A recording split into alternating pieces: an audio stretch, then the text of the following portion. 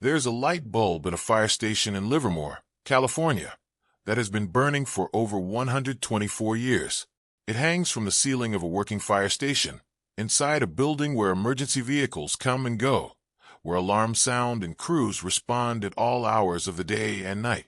And through all of it, that bulb keeps glowing, quietly, steadily, without interruption. It was switched on sometime around 1901. The exact date is not fully established, which is itself a small but interesting detail. No one at the time appears to have recorded the precise moment it was first lit, perhaps because no one expected it to matter. Light bulbs were not unusual in 1901. They had been commercially available for roughly 2 decades. Switching one on was not an event worth documenting. And yet, more than a century later, that unrecorded moment has become one of the more quietly puzzling details in the history of technology. With only a few short interruptions, mostly during building moves and local power outages, this bulb has never stopped glowing. Those interruptions are worth noting. The bulb was transported at least once when the fire station relocated, and the process was handled with considerable care. It was placed in a padded box and moved slowly, as though the people involved understood that what they were carrying was somehow fragile or irreplaceable, or both. That level of care for a light bulb is not something that happens by accident. It suggests that, at some point, people began to realize this was not an ordinary object. Think about what 1,000,000 hours of continuous use actually means. The average light bulb sold today is rated to last around 1,000 hours. That is roughly 42 days of nonstop use. Some of the better modern bulbs, the more expensive ones, the ones marketed as long-lasting, can reach 10,000 hours under ideal conditions. That is a little over a year of continuous burning. The Livermore bulb has been burning for well over 1,000,000 hours. The gap between those numbers is not small. It is not a modest improvement or a marginal difference. It is a gap of an entirely different scale, and it is very difficult to explain using the reasoning that is usually offered. That alone would be enough to make this story interesting. A bulb that has lasted 100 times longer than the best modern equivalents is unusual by any standard. But the real question, the one that makes this story genuinely difficult to set aside, is not simply how it has lasted this long. The more pressing question is why no one has been able to make another one like it. That question deserves to be examined carefully. It is not a vague or untestable claim. It is a specific, observable fact. Researchers have studied the Livermore bulb. Engineers have analyzed its filament. The bulb even has its own dedicated webcam, which has been streaming its image online for years. Anyone in the world can watch it burn in real time. And yet, with all of that attention, all of that access, and all of the tools available to modern science and manufacturing, no one has produced a working bulb that performs at the same level. That is not a rumor. It is simply what the record shows. We live in a period of genuinely remarkable technological capability. That is not an overstatement.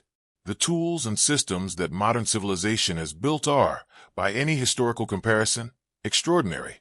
We have developed surgical robots capable of operating with precision at scales the human hand cannot match. We have designed and launched space probes that have traveled beyond the boundaries of our own solar system. Objects built by human hands, now drifting through interstellar space, still sending back signals. We carry devices in our pockets that connect us instantly to nearly any person or piece of information on the planet. These are not small achievements. And yet, within that same civilization, inside that same era of advanced manufacturing and material science and precision engineering, no one has successfully replicated a light bulb that was made by hand in a small Ohio factory over a century ago. That contrast is worth sitting with for a moment.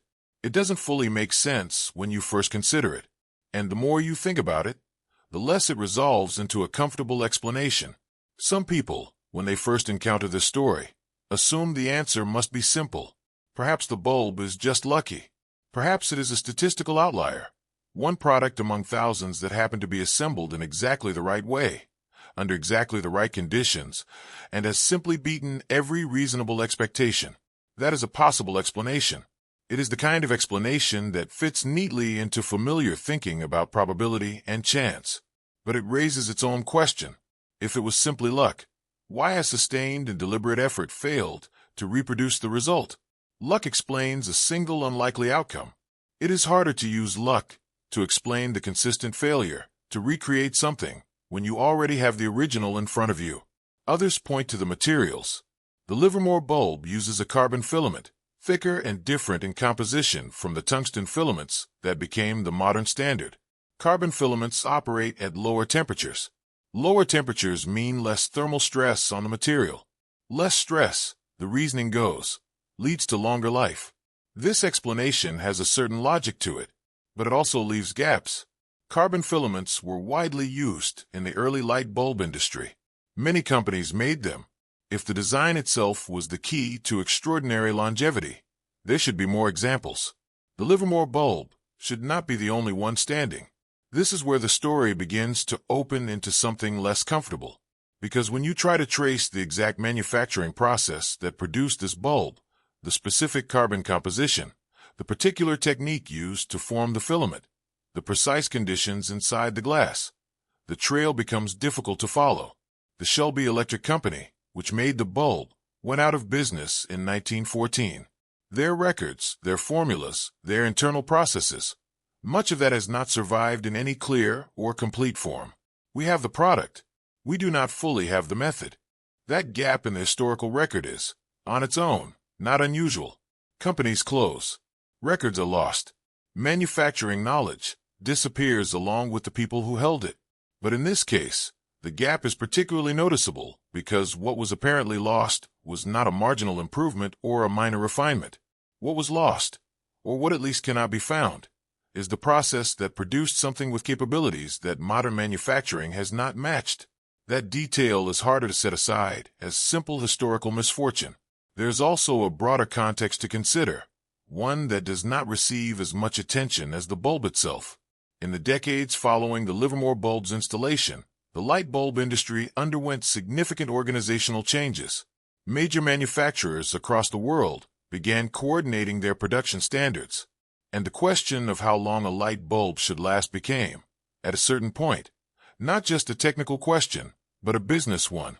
The relationship between product lifespan and industry economics is something researchers have documented. And once that relationship becomes visible in the history of this industry, the story of the Livermore bulb begins to sit within a larger and more complicated picture.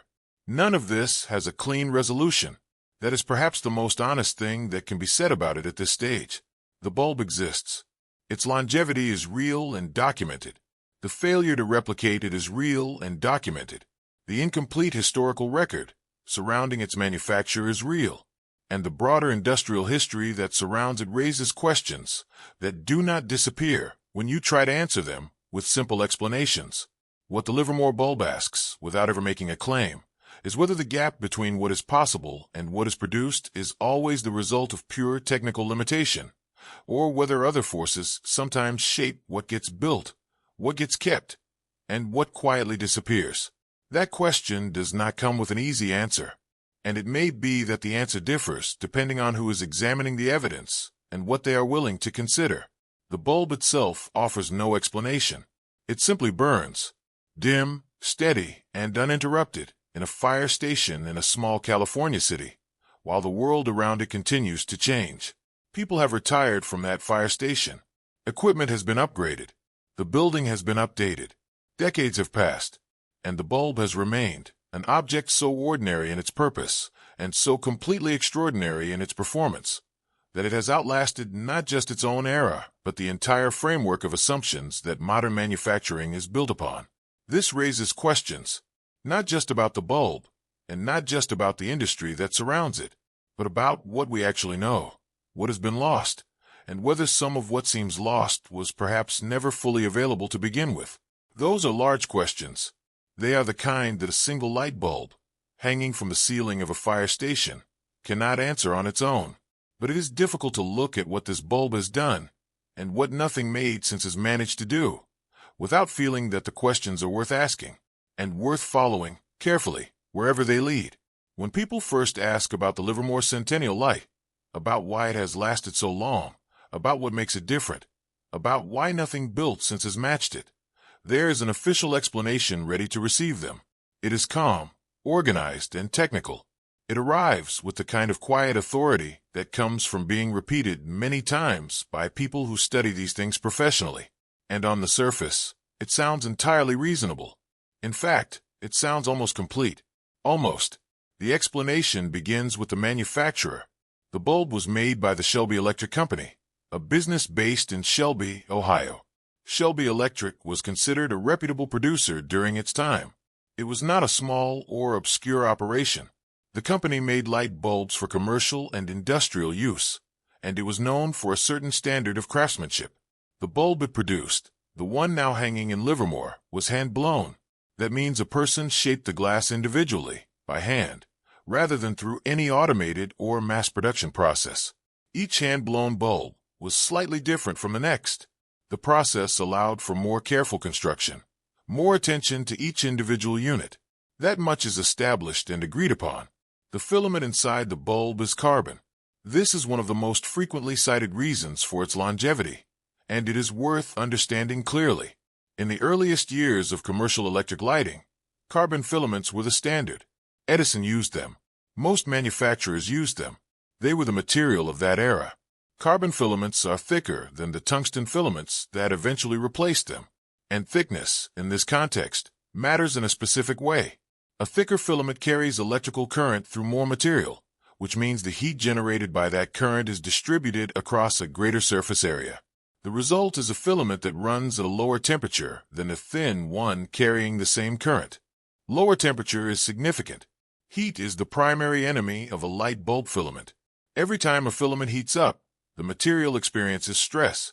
Over time, that stress causes the filament to degrade. Tiny structural changes accumulate, and eventually the filament breaks. A filament that runs cooler experiences less of that stress with every passing hour. So the reasoning follows a logical path. Thicker carbon filament means lower operating temperature. Lower operating temperature means less thermal stress, and less thermal stress means a longer life. That is the first and most central part of the official explanation. The second part concerns the wattage at which the bulb currently operates. Today, the Livermore bulb burns at an estimated 4 watts. That is extremely low. A standard incandescent household bulb operates at 60 watts or more. Even energy-efficient modern alternatives typically use far more than 4 watts to produce meaningful light. The Livermore bulb at 4 watts produces a very dim glow, noticeably dimmer than it would have been when it was first installed. The reduction in wattage over time is partly a result of the bulb's age and the gradual changes in its filament. But that low power level also means the filament is under very little electrical and thermal strain. A bulb running at 4 watts is, in a sense, barely working, and something that is barely working tends to last longer than something pushed closer to its limits. The third element in the official explanation is stability. The Livermore bulb has spent most of its existence in essentially the same conditions. It has not been moved frequently. It has not been switched on and off repeatedly. It has simply been left on, in the same location, doing the same thing, for decade after decade. This matters more than it might initially seem. One of the primary causes of failure in modern light bulbs is the thermal cycling that occurs every time a bulb is switched on and off. When a bulb is turned on, the filament heats rapidly from room temperature to an extremely high operating temperature. When it is switched off, it cools just as quickly. That rapid expansion and contraction, repeated hundreds or thousands of times, causes microscopic damage that accumulates until the filament eventually fails. The Livermore bulb has been largely spared this process. It has been left on, continuously, steadily, without the repeated shock of heating and cooling. Taken together, these 3 factors form the complete official explanation. A thick carbon filament running at low temperature, a very low operating wattage, and a stable, uninterrupted environment with minimal thermal cycling. According to this explanation, no single factor is responsible for the bulb's remarkable lifespan. Rather, it is the combination of all 3, working together over a very long period of time, that has produced this result. The explanation is tidy. It uses established physics. It draws on real and measurable properties of materials and electricity. There is nothing in it that is obviously wrong. And that is precisely what makes the next part of the story worth paying attention to. Because if the explanation is accurate, and it may well be, then it should, in theory, be reproducible. The three factors it identifies are not mysterious or unknowable. Thick carbon filaments can be made. Low wattage operation can be achieved. Stable, uninterrupted conditions can be maintained. None of these things require lost knowledge or vanished technology. They are straightforward engineering parameters. If those three conditions are what produced the Livermore bulb's longevity, then recreating those three conditions should, logically, produce a similar result. But this is where it becomes unclear, because attempts to deliberately replicate the Livermore bulb's performance have not produced the same outcome. This is not a matter of no one having tried. Researchers and engineers, with a genuine interest in the subject, have attempted to build carbon filament bulbs using period-appropriate techniques. Some have produced bulbs that last longer than modern standards, but none have consistently matched the Livermore bulb's performance under comparable conditions. The gap remains, and an explanation that cannot be used to reproduce the result it claims to explain is, at minimum, an incomplete one. At first, this seems like it might be a matter of fine detail. Perhaps the carbon composition used in the Livermore bulb's filament was slightly different from what modern attempts have used. Perhaps the glass of the original bulb has properties that affect how gases behave inside it over time. Perhaps there are variables within the hand-blowing process that are difficult to replicate precisely, because they depended on the skill and intuition of a specific craftsman in a specific factory in 1901. These are all reasonable possibilities, and they are also, notably, things that cannot be fully verified because the Shelby Electric Company closed in 1914, and whatever process produced this filament was not preserved in a form that anyone has been able to fully reconstruct. That detail sounds minor at first. A company closing and its records disappearing is not an unusual historical event. Businesses fail. Documentation is lost. Knowledge that existed inside a working factory does not always survive the factory's closure. But in this case, the knowledge that appears to have been lost is precisely the knowledge that would explain the one thing the official explanation cannot fully account for. That is a coincidence worth noting, even if it is nothing more than a coincidence. There is also a question about the official explanation itself that does not receive much attention. The explanation relies on the combination of factors, filament type, wattage, and stability, working together, but it does not fully address why those same factors, when deliberately recreated, do not produce the same result. An explanation that works in one direction but not the other is not technically wrong, but it is not entirely satisfying either. Something may be missing from it. Some variable, some condition, some property of the original bulb that is not captured in the three-factor summary that gets repeated in articles and discussions about the Centennial Light. Some researchers have suggested that the gas environment inside the original bulb may be a contributing factor. Early light bulbs were not always filled with inert gas the way modern bulbs are. Some were partially evacuated, meaning the air was removed but not replaced with another gas. The precise internal environment of the Livermore bulb is not something that has been examined without risk of damaging the bulb itself, so that variable remains uncertain. Others have pointed to the specific geometry of the filament's attachment inside the glass, the way it is supported, the way current flows through it, the particular angles and positions involved. These are details that would have varied from craftsman to craftsman and are extremely difficult to reproduce from the outside. The honest position, when all of this is considered carefully, is that the official explanation describes what is known, but does not fully account for what is observed. What is known is that the bulb has a thick carbon filament, operates at low wattage, and has experienced minimal thermal cycling. What is observed is that no deliberate effort to recreate those conditions has produced a matching result. The space between those two facts is where the real question lives. This does not mean the official explanation is wrong. It may be largely correct. It may be that the Livermore bulb is, at its core, exactly what the explanation says it is, a well-made bulb in favorable conditions, and that the failure to replicate it comes down to variables too small and too numerous to fully control. That is a genuinely possible answer.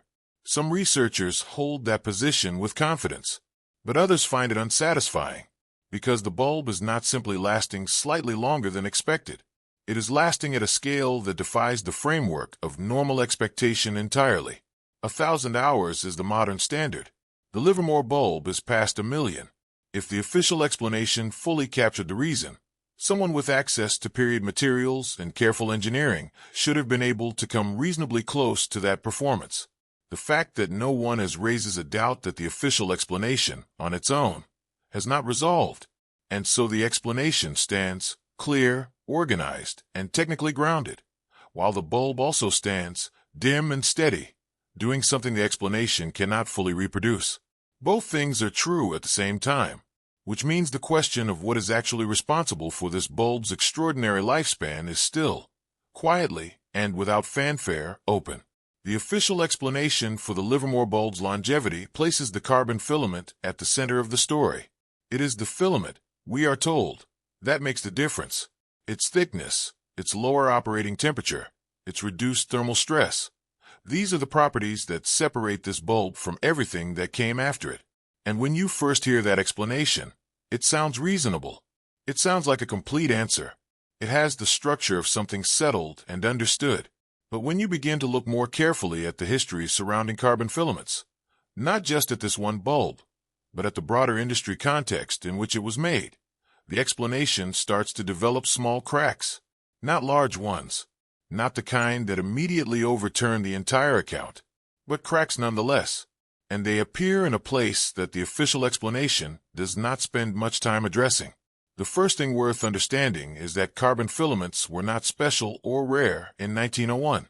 They were not the product of some unique or secretive manufacturing process, known only to a handful of companies. Carbon filaments were the standard technology of the era. They were widely used, widely produced, and widely understood, at least in the general sense. Thomas Edison built his entire early lighting system around them. When he demonstrated a practical working light bulb in 1879, the filament inside it was carbon. His laboratories worked extensively with different carbon materials, carbonized bamboo, carbonized thread, various plant-based sources, searching for the best performing version, and the broader industry followed the same path. For roughly 2 decades, from the early 1880s through to the early 1900s, carbon filaments were what light bulbs were made of. Not some of them, most of them. This means that the Livermore bulb was not built using exotic or unusual technology. It was built using the standard approach of its time by one of many companies producing similar products. The Shelby Electric Company was considered a quality manufacturer, but it was not operating with a fundamentally different philosophy from its competitors. Carbon filaments were everywhere, and if carbon filaments are the primary reason the Livermore bulb has lasted over 1 million hours, then the question becomes unavoidable. Where are all the others? If the material itself is what explains the longevity, then other bulbs from the same era, made with the same material, should show similar characteristics. Some variation would be expected.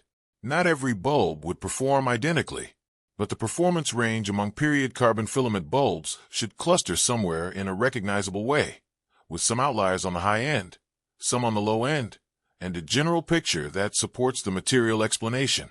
Instead, what the historical record shows is that the Livermore bulb stands almost entirely alone in its documented performance. That is worth pausing on, because if the carbon filament is the key, the Livermore bulb should not be nearly this isolated. The industry's transition away from carbon filaments adds another layer to this. In the early 1900s, tungsten began replacing carbon as the filament material of choice. The shift happened gradually but consistently, and by roughly 1910 to 1915, tungsten had become the new standard. The reason given for this transition is straightforward. Tungsten filaments are brighter. They produce more light per unit of electricity consumed. They are more energy efficient in terms of light output. Consumers wanted brighter light, and tungsten delivered it. So the industry moved. That explanation is accurate as far as it goes. Tungsten filaments do produce more light. The efficiency argument is real. But the transition also meant abandoning a material that, if the Livermore bulb is any indication, was capable of extraordinarily long life. And this is where the first doubt begins to take a clearer shape, because the industry did not simply add brightness. It also, in the process of switching materials, moved away from whatever combination of properties allowed a carbon filament bulb to last as long as the one in Livermore has lasted. Whether that trade-off was fully understood at the time, or whether it was even considered as a trade-off, is not clearly documented. The official position on this is that brightness and efficiency were prioritized because that is what the market demanded. Consumers wanted more light. Manufacturers responded to that demand. The lifespan of the bulb was a secondary concern, not the primary one. And in a general business sense, that reasoning is understandable. Companies produce what people will buy. If buyers are choosing brighter bulbs, manufacturers make brighter bulbs. The logic is familiar, but this is where it becomes unclear, because the argument that lifespan was simply deprioritized in favor of brightness does not fully explain what followed. If carbon filament technology was capable of producing the kind of longevity the Livermore bulb demonstrates, then that capability existed as documented knowledge at the point when the industry transitioned to tungsten. It was not hypothetical. It was not theoretical. It was a measurable property of a material that had been in widespread commercial use for 2 decades, and the transition to tungsten, while improved brightness, did not appear to trigger any serious parallel effort to preserve or study the longevity properties of what was being left behind. At first, that seems like an ordinary consequence of industrial progress. New technology replaces old technology. The properties of the old technology are noted and then set aside. This happens regularly across many industries, but there is a problem with applying that framework too comfortably here, because the longevity of the carbon filament bulb was not a minor or marginal property. If the Livermore bulb accurately represents what was achievable with that technology, then what was set aside was something with performance characteristics that have not been recovered in the century since. That is not a typical consequence of industrial transition. Normally, when a technology is replaced, the replacement either matches or exceeds the relevant performance metrics of what it replaced. In this case, the relevant metric, lifespan, was not matched. It was dramatically reduced, and it has stayed reduced. This raises questions that the standard explanation of consumer preference does not comfortably answer. If consumers wanted brighter light, the response could have been to develop brighter carbon filament bulbs, or to combine the longevity of carbon with the brightness improvements being developed elsewhere. Instead, the transition was essentially complete, and the longevity characteristic disappeared from commercial products almost entirely. The reasons for that outcome are not spelled out clearly in the historical record. They are inferred, and inferences are not the same as explanations. Now consider the specific claim that sits at the center of this doubt. It is not a speculative claim. It is observable. The technology for an extremely long-lasting light bulb existed in 1901. We know this because a working example from that year is still functioning today. That example can be studied. Its filament can be examined under modern instruments. Its operating characteristics have been measured and recorded. We are not dealing with ancient knowledge from a lost civilization, or a technique that existed only in legend. We are dealing with a physical object that is still present, still accessible, and still performing. And yet modern manufacturers have not been able to produce a direct equivalent. This is the part of the story that the official explanation handles least comfortably. The explanation describes why the original bulb has lasted, but it does not explain why deliberate, informed attempts to recreate those conditions have not produced matching results. That gap is significant. An explanation that accurately describes a phenomenon should, in principle, allow that phenomenon to be reproduced. When reproduction consistently falls short, it suggests the explanation may be missing something. Some researchers have suggested the missing element could be related to the specific carbon material used in the Shelby filament. Not all carbon is identical. Different source materials, different preparation processes, and different carbon structures at a microscopic level could produce filaments with meaningfully different properties. If the Shelby Electric Company used a particular carbon source or a particular preparation method that resulted in a filament with unusual structural characteristics, and if that information was not documented in any surviving record, then the replication gap might have a straightforward cause, not suppression, not conspiracy, but simply the loss of a precise technical detail that made a measurable difference. That is a reasonable possibility, but it also means that a critical piece of technical knowledge, one that produced genuinely exceptional results, was allowed to disappear without being preserved. In a period when the light bulb industry was actively developing and competing, The specific formula that produced the most durable filament was apparently not recorded in a way that survived the closure of the company that used it. That detail sounds minor at first, until it is examined more closely, because it means the most important performance characteristic of that generation of technology, the one that the Livermore bulb continues to demonstrate more than a century later, exists without a recoverable explanation for how it was achieved. There's also a question about how seriously the replication problem has actually been pursued. Industrial manufacturers operate under commercial pressures. A bulb that lasts 1,000,000 hours is not, from a business perspective, an attractive product. It sells once and does not need to be replaced. The commercial incentive to develop extremely long-lasting products is, at minimum, complicated. Independent researchers, without commercial pressures, have made some attempts. Some have produced results better than the modern standard, but sustained, well-funded, systematic efforts to recreate period carbon filament technology at the Livermore level of performance do not appear to have been a significant priority for any major manufacturer. And the reasons for that absence of priority are not something the official explanation addresses. What remains, when all of this is considered, is a doubt that does not resolve neatly. The carbon filament explanation is not wrong. It points toward real material properties and real physical principles, but it does not account for why the Livermore bulb's performance cannot be deliberately reproduced. It does not account for why the transition away from carbon filaments was so complete that the longevity characteristic was apparently lost along with the material.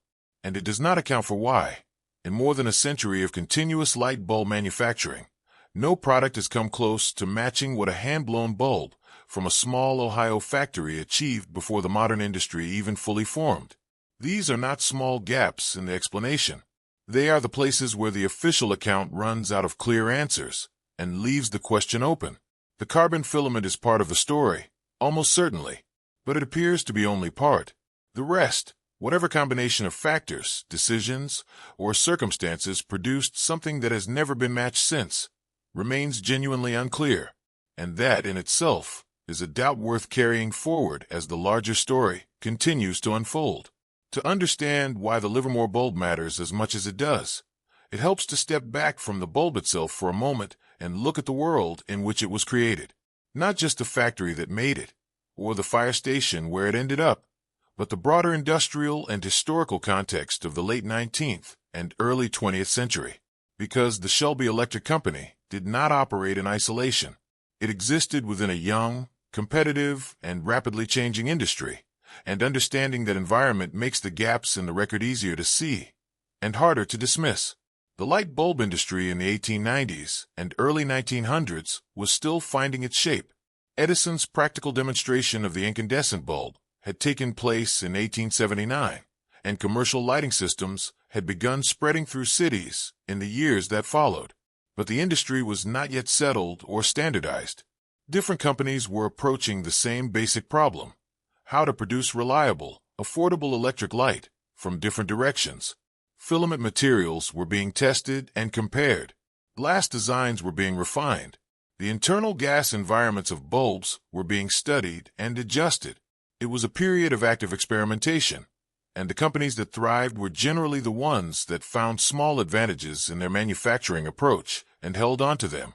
The Shelby Electric Company operated within this environment and was, by the accounts that survive, considered one of the more capable producers of its time. This was not a marginal or struggling operation. It positioned itself at the quality end of the market.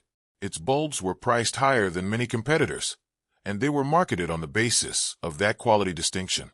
Customers who bought Shelby products were, in effect, paying for something they were told was made with greater care. Whether that reputation was fully deserved across all of their products is difficult to assess now, but the fact that the company sustained that positioning in a competitive market suggests it was not entirely without basis.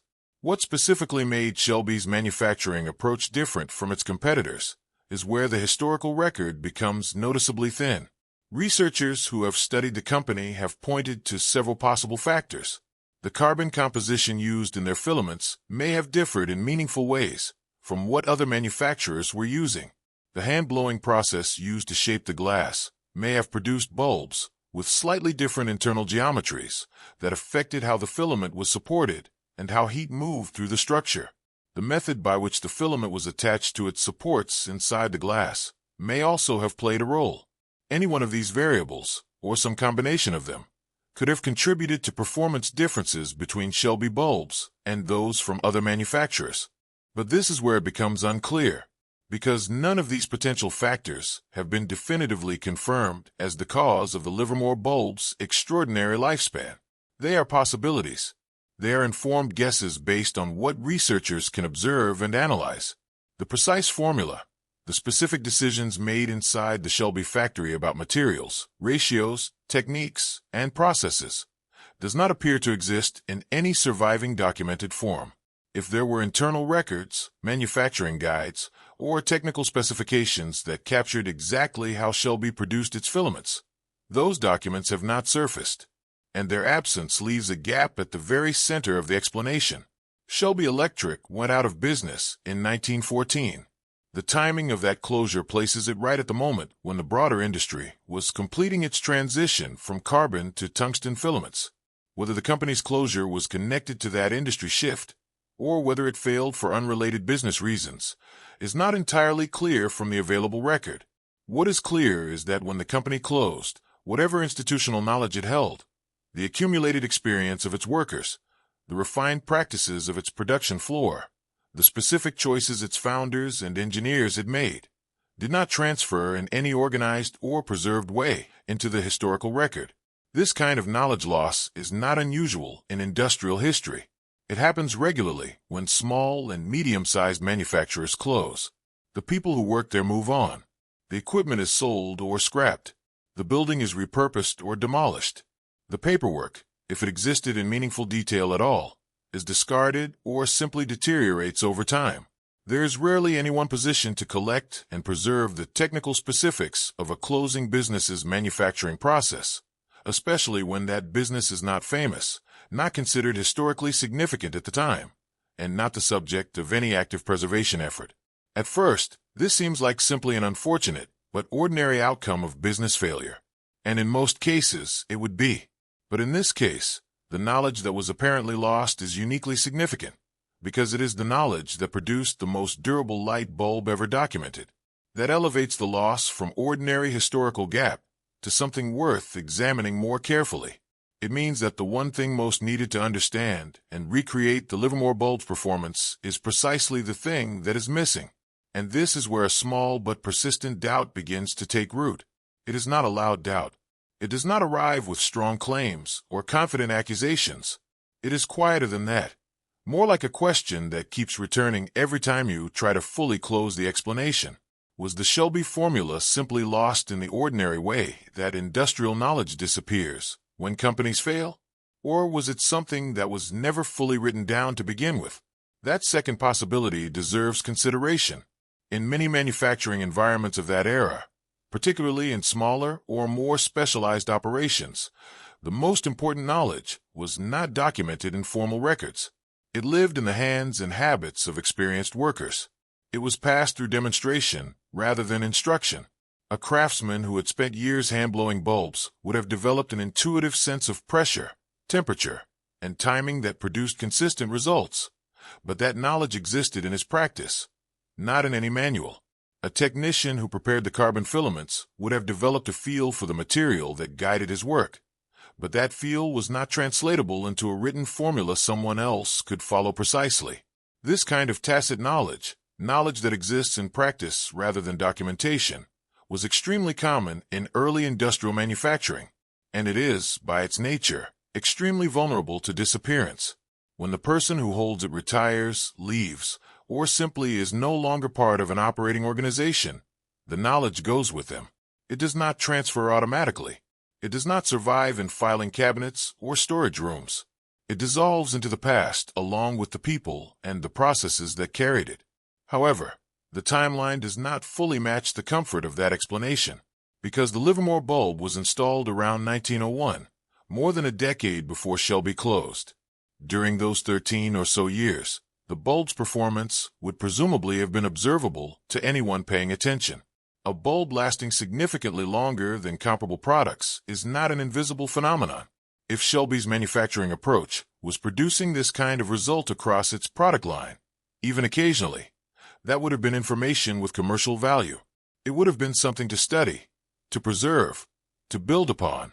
The fact that it apparently was not, or that if it was, nothing of that effort has survived, is itself a detail that does not fully resolve. Some believe that Shelby's long-lasting bulbs were the exception rather than the rule, that the Livermore bulb represents an unusually fortunate outcome within a product line of more variable quality. In this view, the company was good but not exceptional, and the Centennial Light simply happened to be assembled under unusually favorable conditions on a particular day by a particular craftsman. Others disagree with that framing. They point to the company's reputation and pricing as evidence that its quality was more consistent than the pure luck argument would suggest, and that the absence of other surviving examples says more about the conditions of preservation than about the original distribution of quality. Neither position can be confirmed with the available evidence, and that is the core of the problem. The historical record of the Shelby Electric Company is thin enough that reasonable people can look at the same available information and reach different conclusions. The company existed. It made quality products. It closed. Its records did not survive in a usable form. Beyond those basic facts, the specifics are uncertain. What makes this uncertainty particularly interesting is what it means for the present. We have a physical object that represents the outcome of a manufacturing process. We can study that object. We can measure its filament, analyze its glass, observe its behavior. Modern instruments can examine it at levels of detail that no one in 1901 could have imagined. And yet, with all of that capability, we have not been able to work backward from the object to a reliable reconstruction of the process. The product exists. The process remains out of reach. This gap between product and process is where the doubt lives, not in any specific accusation or claim, simply in the observable distance between what we have and what we would need in order to fully understand it. The Livermore bulb is not hiding anything. It is simply glowing, as it has always glowed, in a fire station in California. The knowledge of how it came to be what it is, that is what is absent, and the absence of that knowledge, in a field that has been actively studied for well over a century, is something that the standard explanation does not fully account for. Was the formula lost through ordinary industrial attrition? Almost certainly, at least in part. Was there something specific about Shelby's approach that produced results beyond what the general carbon filament explanation can account for? The evidence does not rule that out. Was that something ever formally documented in a way that could have been preserved? There is no clear answer, and it is in that space, between what is known, what is suspected, and what may never be recoverable, that the background story of the Livermore bulb continues to raise questions that a simple account of a well-made product in favorable conditions does not entirely satisfy. For a long time, the story of the Livermore bulb was treated as exactly that, a story, a charming and unusual footnote in the history of technology. One well-made object from a bygone era that happened to survive longer than anyone could reasonably explain. People visited it, photographed it, wrote about it in the way one might write about any pleasant historical curiosity. And for many observers, that framing was enough. An old bulb, a good bulb, a lucky bulb, nothing more. But the story does not stay that simple when you begin to place it inside the larger history of the industry that produced it. Because when you look at what the light bulb industry was doing in the decades that followed the Livermore bulb's installation, not what individual companies were doing, but what organized groups of companies were doing together, a set of inconsistencies begins to appear. And those inconsistencies do not sit comfortably alongside the explanation that the bulb's longevity is simply a matter of favorable conditions and good materials. To understand what those inconsistencies are, it helps to know something about a particular organization that formed in the 1920s. In 1925, a group of the world's most powerful light bulb manufacturers came together and established a formal agreement. The companies involved were not small or peripheral players. They were the dominant producers of the era, major corporations from across Europe and the United States, between them controlling a substantial portion of the global market for electric lighting. The organization they created became known as the Phoebus Cartel, named after the company that was established to administer the agreement. And what this group decided to do, in formal and documented terms, is one of the more striking facts in the history of consumer manufacturing. The Phoebus cartel established a standard lifespan for the incandescent light bulb. That standard was set at 1,000 hours. Member companies were required to produce bulbs that lasted no longer than that specified limit. This was not a suggestion or a general guideline. It was an enforced requirement. Companies that submitted bulbs for testing and whose products were found to exceed the 1,000-hour threshold were subject to financial penalties. The fines were real, the testing was systematic, and the enforcement was ongoing. This continued for a period of years, with the cartel actively monitoring the lifespan of bulbs produced by its members and penalizing those whose products lasted too long. This is not a theory. It is not speculation drawn from incomplete evidence or interpreted through a particular lens. The Phoebus cartel is a documented historical fact. The records of the organization, including correspondence between member companies and technical reports from the testing process, have been studied by historians and researchers. The cartel's existence and its enforcement of the 1,000-hour standard are part of the established historical record of the light bulb industry. Anyone who examines the primary sources can verify it. It is not contested in the way that some historical claims are contested. It happened. The official justification offered by the cartel and its member companies was that the 1,000-hour standard was about quality control and consistency. The argument was that by establishing a common technical benchmark, member companies could ensure that consumers received a predictable and reliable product. A bulb that burned for exactly the right amount of time, within a defined range, was, according to this reasoning, a better product than one whose lifespan was unpredictable. Standardization, in this framing, was presented as a service to the consumer, a way of bringing order and reliability to a market that might otherwise be inconsistent. At first, that explanation sounds plausible. Standardization does have genuine benefits in manufacturing. Common specifications allow for interchangeable parts, predictable performance, and clearer consumer expectations. These are real advantages. But there's a problem with applying that reasoning to a lifespan ceiling, specifically, a ceiling that penalizes products for lasting too long. Standardization that sets a minimum performance threshold benefits the consumer by guaranteeing a base level of quality.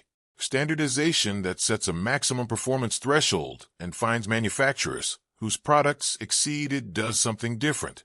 It limits the upper boundary of what the consumer can receive, and limiting the upper boundary of lifespan, in the context of a product that consumers must replace when it fails, has a direct and measurable economic consequence for the buyer. This is where the explanation starts to weaken, because if the genuine goal was consumer benefit, the logical approach would have been to set a minimum lifespan standard, ensuring that no bulb lasted fewer than a certain number of hours, while leaving the upper end open to competition and improvement. Companies that could produce longer-lasting bulbs would have had an advantage. Consumers would have benefited from that competition. Lifespan would have improved over time as manufacturers tried to outperform each other. That is how standards typically work when the intent is genuinely to serve the buyer. Instead, the Phoebus cartel set a ceiling and enforced it downward. Companies were fined not for producing bulbs that were too dim, or too fragile, or too unreliable, but for producing bulbs that lasted too long. That inversion of the usual logic of quality standards is the detail that critics of the cartel have focused on for decades. And it is a detail that does not disappear when you try to explain it through the language of standardization and consistency. It remains, sitting at the center of the historical record, raising a question that the official justification does not cleanly answer. The broader context of why this matters to the Livermore story is worth making explicit. The Livermore bulb was installed around 1901. The Phoebus cartel was formed in 1925. That means that for roughly the first quarter of a century of the Livermore bulb's life, the industry operated without a formal cartel enforcing a lifespan ceiling. And it was in that earlier period, before the cartel, before the 1,000-hour standard was institutionalized, that the bulb was made. Whatever properties it has, whatever combination of materials and technique produced its extraordinary durability, Those properties were established in a manufacturing environment that did not yet have an organized industrial interest in limiting lifespan. However, the timeline does not fully match the comfort of a simple before and after story, because the cartel did not create the 1,000-hour standard out of thin air. Prior to the cartel's formation, average bulb lifespans across the industry had actually been increasing. Manufacturers competing with each other had, in various ways, been producing bulbs that lasted progressively longer. The cartel's 1,000-hour standard was, in some respects, a reduction from what the competitive market had been producing. It was not a floor beneath existing performance. For some manufacturers, it was a ceiling above their current output, requiring them to engineer their products to last less than they were already capable of lasting.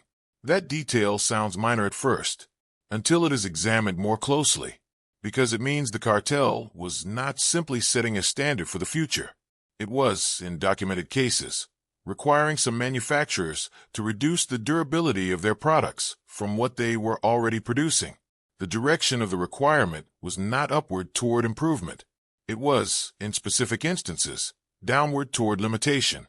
And that direction, enforced by fines, monitored by testing, sustained over years, is what makes the Phoebus cartel one of the more frequently cited examples of what researchers have come to call planned obsolescence. Planned obsolescence is the practice of designing products to have a limited lifespan, so that consumers must replace them after a predictable period of time. It is a concept that appears across many industries and many product categories. The term itself was not widely used in the 1920s, but the practice, if critics of the cartel are correct, was being institutionalized in the light bulb industry during exactly that period. Whether the member companies of the Phoebus cartel understood themselves to be engaged in planned obsolescence, or whether they genuinely believed their own standardization arguments, is a question the historical record does not fully answer. What it does answer is what they did, and what they did was enforce a limit on how long their products could last. The 1,000-hour standard that the cartel established has shown a remarkable persistence. The cartel itself dissolved in the late 1930s and early 1940s, affected by the pressures of World War II and by antitrust scrutiny in various jurisdictions. But the lifespan range it had institutionalized did not dissolve with it. Through subsequent decades, as materials changed and manufacturing processes evolved, the typical lifespan of a consumer incandescent bulb remained clustered in a range that would have been recognizable to the cartel's members. The specific technical reasons for that persistence are debated, but the persistence itself is observable and documented. This raises questions that the story of the Livermore bulb makes particularly difficult to ignore. If the industry in the 1920s was capable of producing bulbs that exceeded 1,000 hours, capable enough that a cartel had to be formed and fines had to be imposed to prevent it, then the technical capability for longer-lasting products existed. It was present in the manufacturing knowledge of the era. The cartel did not eliminate that capability. It suppressed its commercial expression. And when the cartel eventually ended, the suppression appears to have continued not through formal enforcement, but through the durability of the standard itself, embedded in industry practice and consumer expectation. The Livermore bulb predates all of this. It was made before the cartel, before the standard, before the institutional interest in limiting lifespan became organized and enforceable. And it continues to burn at a performance level that the cartel's 1,000-hour limit would have placed somewhere beyond the range of what member companies were allowed to produce commercially. That is not a coincidence that the official explanation of favorable conditions and good materials accounts for. It is a pattern, and patterns, when they appear consistently across an extended period of history, tend to invite questions about whether they are accidental. Some believe the Phoebus cartel and the Livermore bulb are essentially separate stories, one about industrial economics, the other about material science and manufacturing chance. Others disagree. They see the two stories as parts of the same larger picture, connected by the question of why a level of product performance that was demonstrably achievable in 1901 has never been commercially replicated in the century since. Whether the connection is direct or indirect, deliberate or structural, is something the available evidence does not conclusively establish. What it does establish is that the light bulb industry, at a specific and documented point in its history, made a formal and enforced decision to limit the lifespan of its products. That decision was not made in secret. It was made in meeting rooms, formalized in agreements, and monitored through testing programs. It was a deliberate industrial choice, and the standard it produced has shown a persistence that extends well beyond the organization that created it. Those are the inconsistencies that begin to appear when the Livermore bulb is placed inside the broader history of the industry around it. And once they are visible, they are not easy to look away from. The Phoebus cartel did not last forever. By the late 1930s and into the early 1940s, the organization was under significant pressure from multiple directions. World War II disrupted the international business relationships that had held the cartel together. Trade across borders became complicated, then impossible in many cases, as the war reshaped the economic and political landscape of the countries where the cartel's member companies operated. At the same time, antitrust scrutiny in various jurisdictions had been growing. Regulators in different countries were examining the cartel's practices and raising questions about whether a formal agreement among competing companies to limit product performance was compatible with the legal frameworks governing fair commerce. Under that combination of pressures, the organization effectively dissolved. For those who had criticized the cartel's practices, its dissolution might have seemed like a turning point. The formal enforcement of the 1,000-hour standard was gone. The testing programs, the penalty structures, the organized coordination between competing manufacturers, all of that ended with the cartel. In theory, the industry was now free to compete openly on lifespan, as it had been before the cartel was formed. Companies that could produce longer-lasting bulbs could do so without fear of financial penalty. The ceiling, in institutional terms, had been lifted. But this is where it becomes unclear, because what followed the cartel's dissolution was not a return to the competitive improvement of lifespan that the pre-cartel period had suggested was possible. The 1,000-hour range did not disappear along with the organization that had enforced it. Instead, it persisted. Through the late 1940s, through the 1950s, through subsequent decades of significant technological change in the industry, the typical lifespan of consumer light bulbs remained clustered in a range that would have satisfied the cartel's requirements. The enforcement mechanism was gone. The outcome it had produced appeared to remain in place. Researchers who study industrial history and the economics of manufactured goods have noted this persistence and have offered different explanations for it. Some argue that the 1,000-hour standard had become so deeply embedded in the industry's manufacturing practices, supply chains, and consumer expectations that it continued under its own momentum. Companies had spent years optimizing their production processes around that target. Changing it would have required investment, redesign, and a willingness to disrupt a stable and profitable business model, without a competitive reason to make that change. If no single company was going to gain a decisive advantage by producing a longer-lasting bulb, there was little economic incentive to pursue it. Others point to something broader. They argue that the culture of planned obsolescence, the general approach of designing products with limited lifespans to ensure continued consumer purchasing, had become normalized in the light bulb industry during the cartel years and did not require formal enforcement to continue afterward. It had become simply how the industry operated, not through active conspiracy, in this view, but through the accumulated weight of decades of practice, expectation, and economic logic. A product that sells once and never needs replacing is, from the perspective of a manufacturer dependent on repeat sales, a commercial problem. That logic did not require a cartel to sustain it. It was built into the structure of how the business worked. The technology of light bulbs changed substantially in the decades that followed.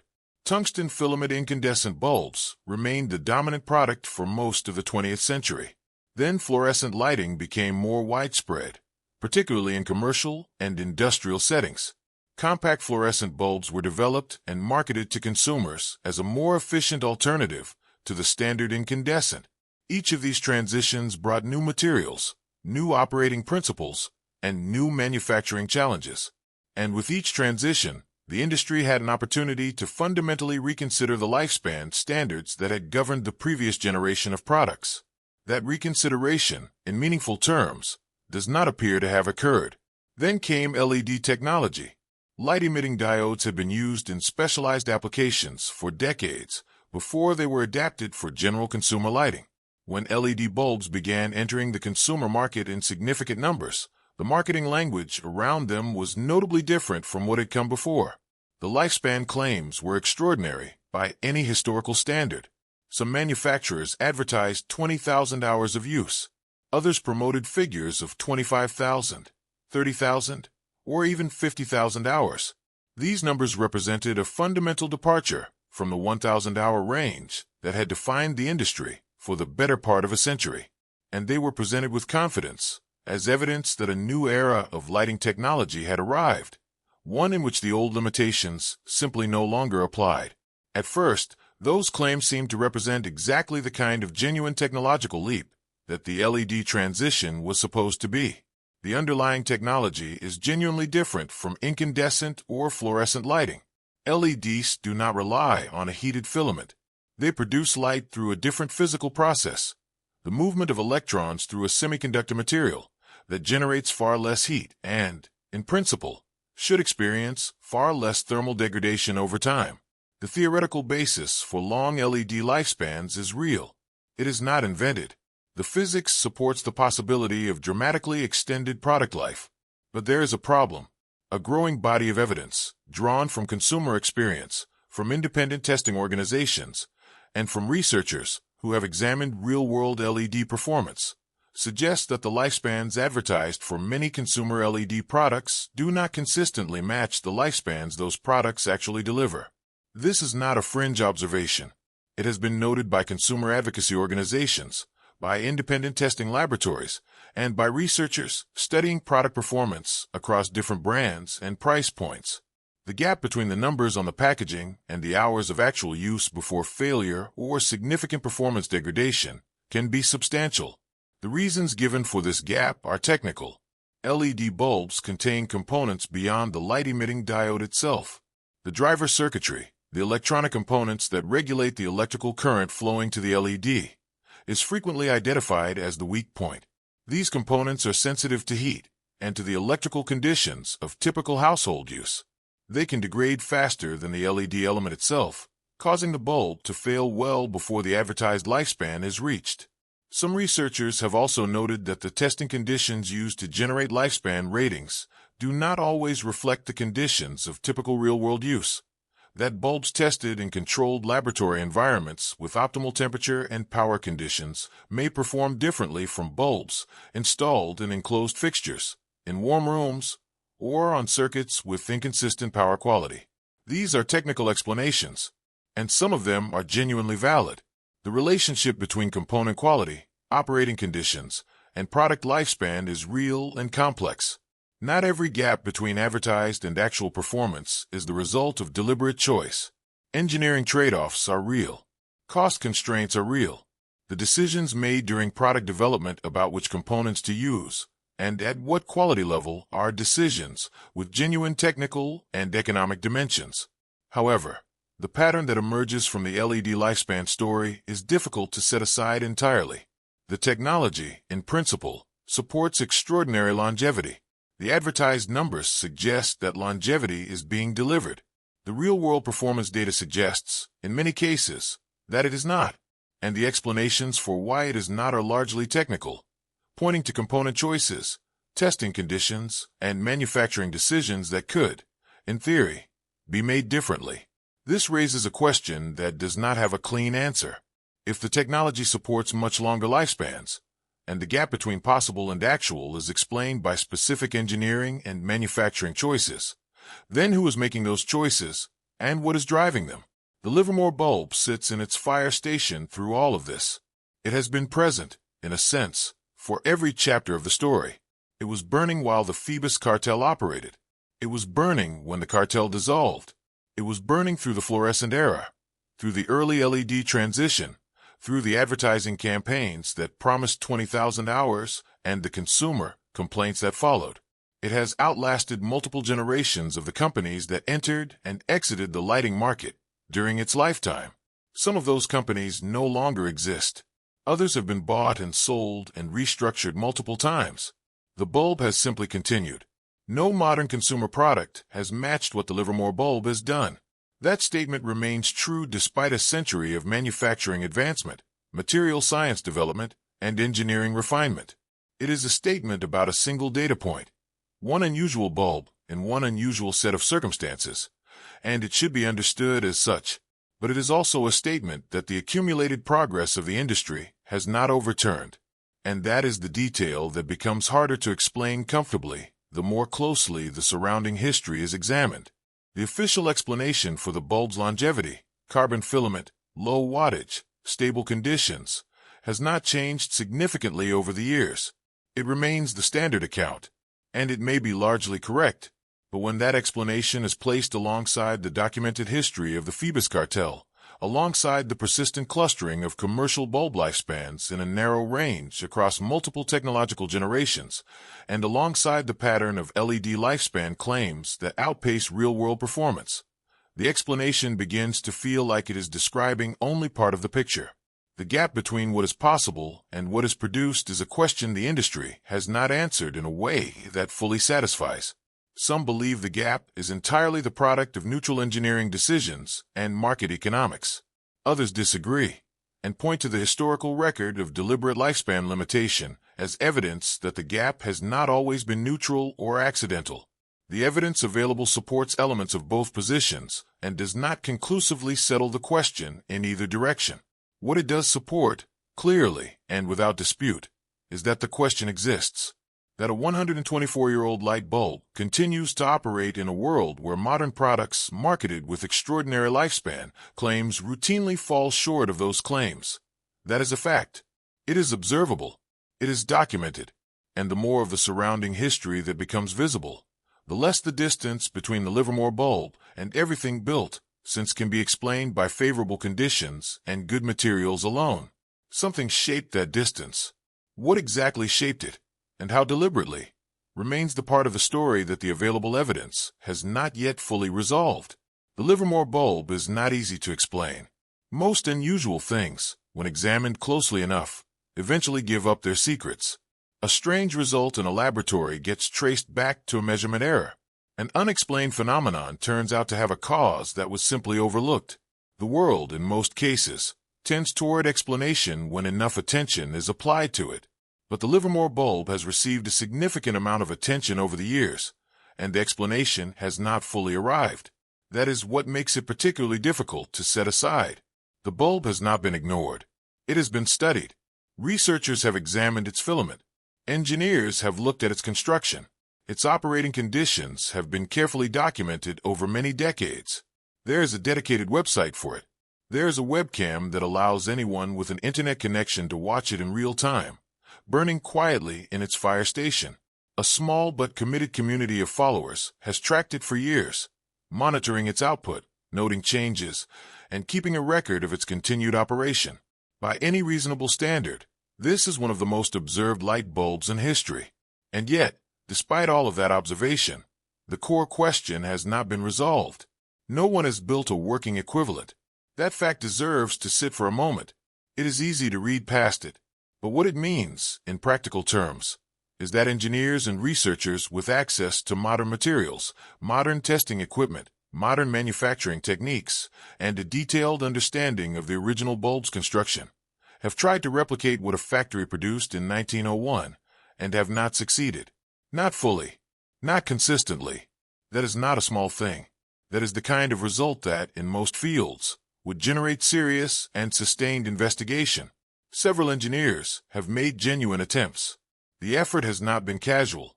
Some have worked carefully, using carbon filament construction methods that closely mirror what would have been available at the time the Livermore bulb was made. Some of those attempts have produced results that are genuinely impressive by modern standards. Bulbs that last longer than anything currently available in a consumer context. The efforts are real, and the results are not nothing. But none of them have reached the same level of performance as the Livermore bulb. Not under comparable operating conditions. Not with results that hold up consistently across multiple attempts. Getting close is not the same as replication. And close, in this case, is as far as anyone has gotten. This raises questions that are not easy to dismiss. If a bulb produced in a factory over a century ago is achieving results that modern deliberate efforts cannot replicate, the obvious question is why? What does the Livermore bulb have that the attempts do not? What variable, what condition, what element of its construction is responsible for the gap between its performance and everything that has come since? These questions have been asked. They have not been answered in a way that satisfies the people asking them. There's a pattern here that becomes visible when the story is examined carefully. It is not a dramatic pattern. It does not announce itself, but it is present quietly throughout the history of attempts to understand the bulb. Every time a researcher gets close to an explanation, something shifts. A new question appears. A result that seemed to confirm a theory turns out to be more complicated on closer inspection. The technology seems almost understood, and then the replication doesn't quite hold. This has happened enough times that it is no longer possible to treat it as coincidence. It is part of the shape of how the investigation has gone. Some researchers, when confronted with this pattern, point to the uniqueness of the specific bulb itself. Their argument is essentially this: the Livermore bulb may be the product of conditions that are, in a meaningful sense, unrepeatable. The precise way the glass was blown during its manufacture, the exact composition of the carbon filament used in that specific production run, the particular atmospheric conditions inside the glass envelope at the moment it was sealed. These are variables that have never been fully measured, and that may never be fully known. The bulb predates the era of standardized industrial documentation. The records that would have captured those details, if they ever existed, have not survived. What was done exactly to produce that specific object is not fully recoverable. This explanation has a certain logic to it. Manufacturing in the early 20th century was not the uniform, precisely controlled process that modern industrial production aspires to be. Individual batches of components varied. The people assembling the products had different levels of skill and different habits. The conditions on the factory floor changed from day to day. It is entirely possible that the Livermore bulb is simply the product of a fortunate combination of variables that happen to align in a way that has not been repeated since, and that cannot be deliberately reproduced because the conditions that produced it were never fully understood even at the time. But others find that explanation unsatisfying, and their reason for finding it unsatisfying is worth taking seriously, because the argument that the Livermore bulb is simply the result of unrecoverable manufacturing variables leads somewhere uncomfortable when followed to its conclusion.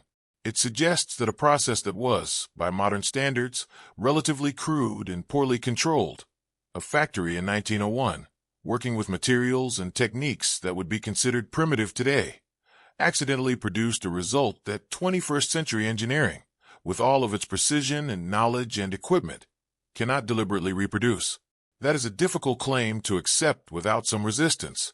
The gap between what that argument implies and what most people intuitively expect from the arc of technological progress is significant. The general assumption is that knowledge accumulates, that techniques improve, that what was once done by accident can eventually be done deliberately once the underlying principles are understood. That is how most fields work. A lucky result gets analyzed, the variables that produced it get identified, and the result gets reproducible. The history of science and engineering is largely a history of exactly that process. But in this case, the process does not appear to have completed. The lucky result remains, in an important sense, unreplicated, and that does not fit the expected pattern. This is where it becomes unclear in a way that is difficult to fully resolve. The technical explanations available, the filament composition, the low wattage, the stable conditions, the particular construction of that specific bulb, are not wrong, exactly. They are real factors. They plausibly contribute to the bulb's longevity, but they do not add up to a complete account of why modern attempts at deliberate replication have not closed the gap.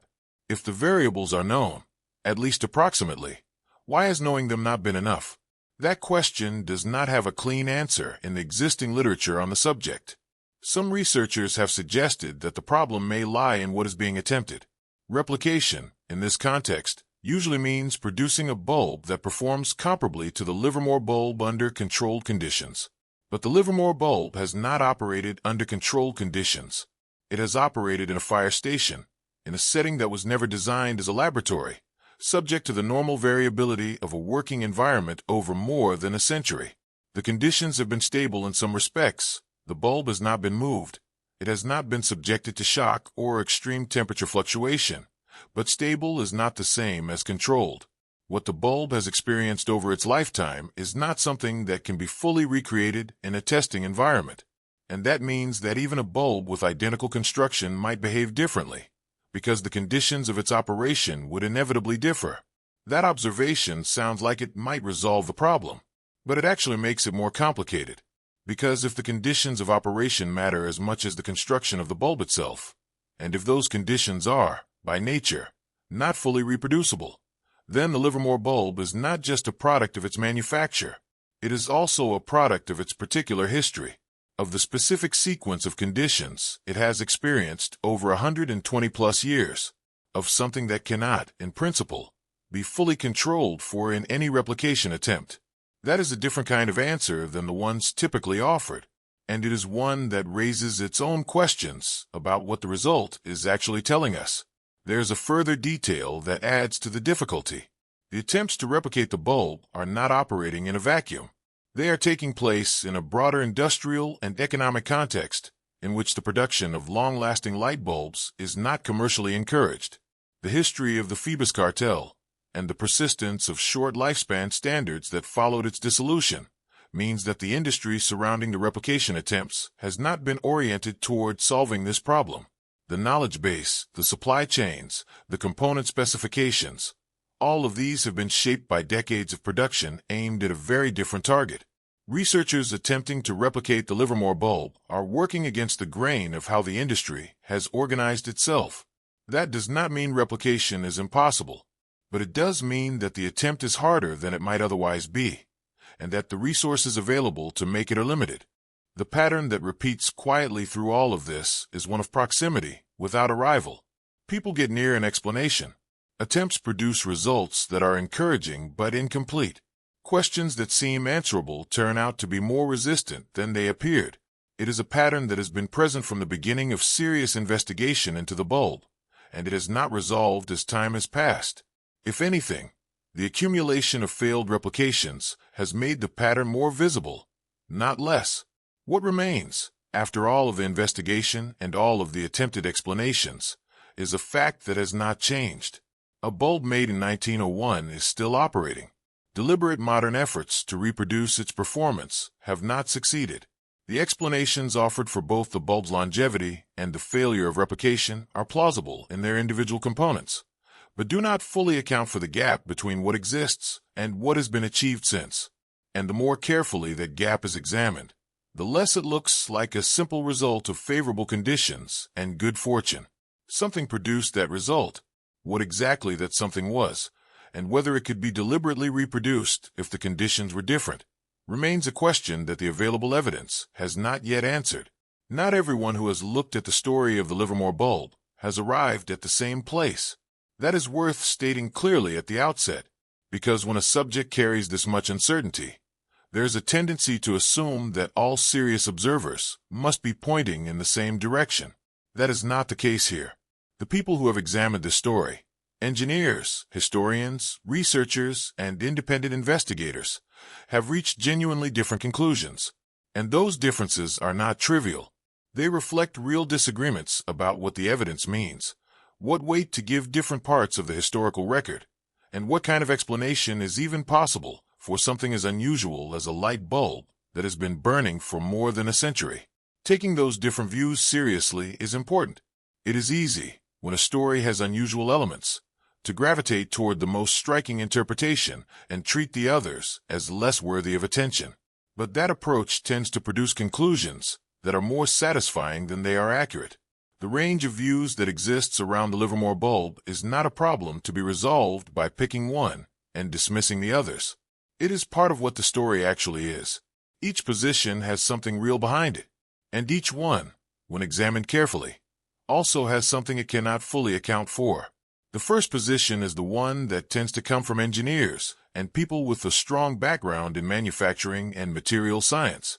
Their argument is essentially that the Livermore bulb is an anomaly, and that anomalies of this kind are less mysterious than they appear once you account for the mathematics of large numbers. The argument runs like this. In the early years of the 20th century, light bulb production was not a highly standardized process. Factories produced large quantities of bulbs, and those bulbs varied considerably in quality. The filaments were not identical. The glass envelopes were not uniform. The conditions under which individual bulbs were sealed differed from one unit to the next. Most of those bulbs failed at rates that were entirely predictable. But in any large population of manufactured objects, there will be outliers. There will be units that happen to combine favorable variables in ways that produce results far beyond the average. The Livermore bulb, in this view, is simply the outlier that survived. Its filament happened to be formed in a way that introduced less internal stress.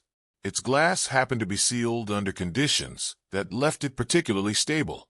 Its operating environment happened to be calm and consistent over an extended period.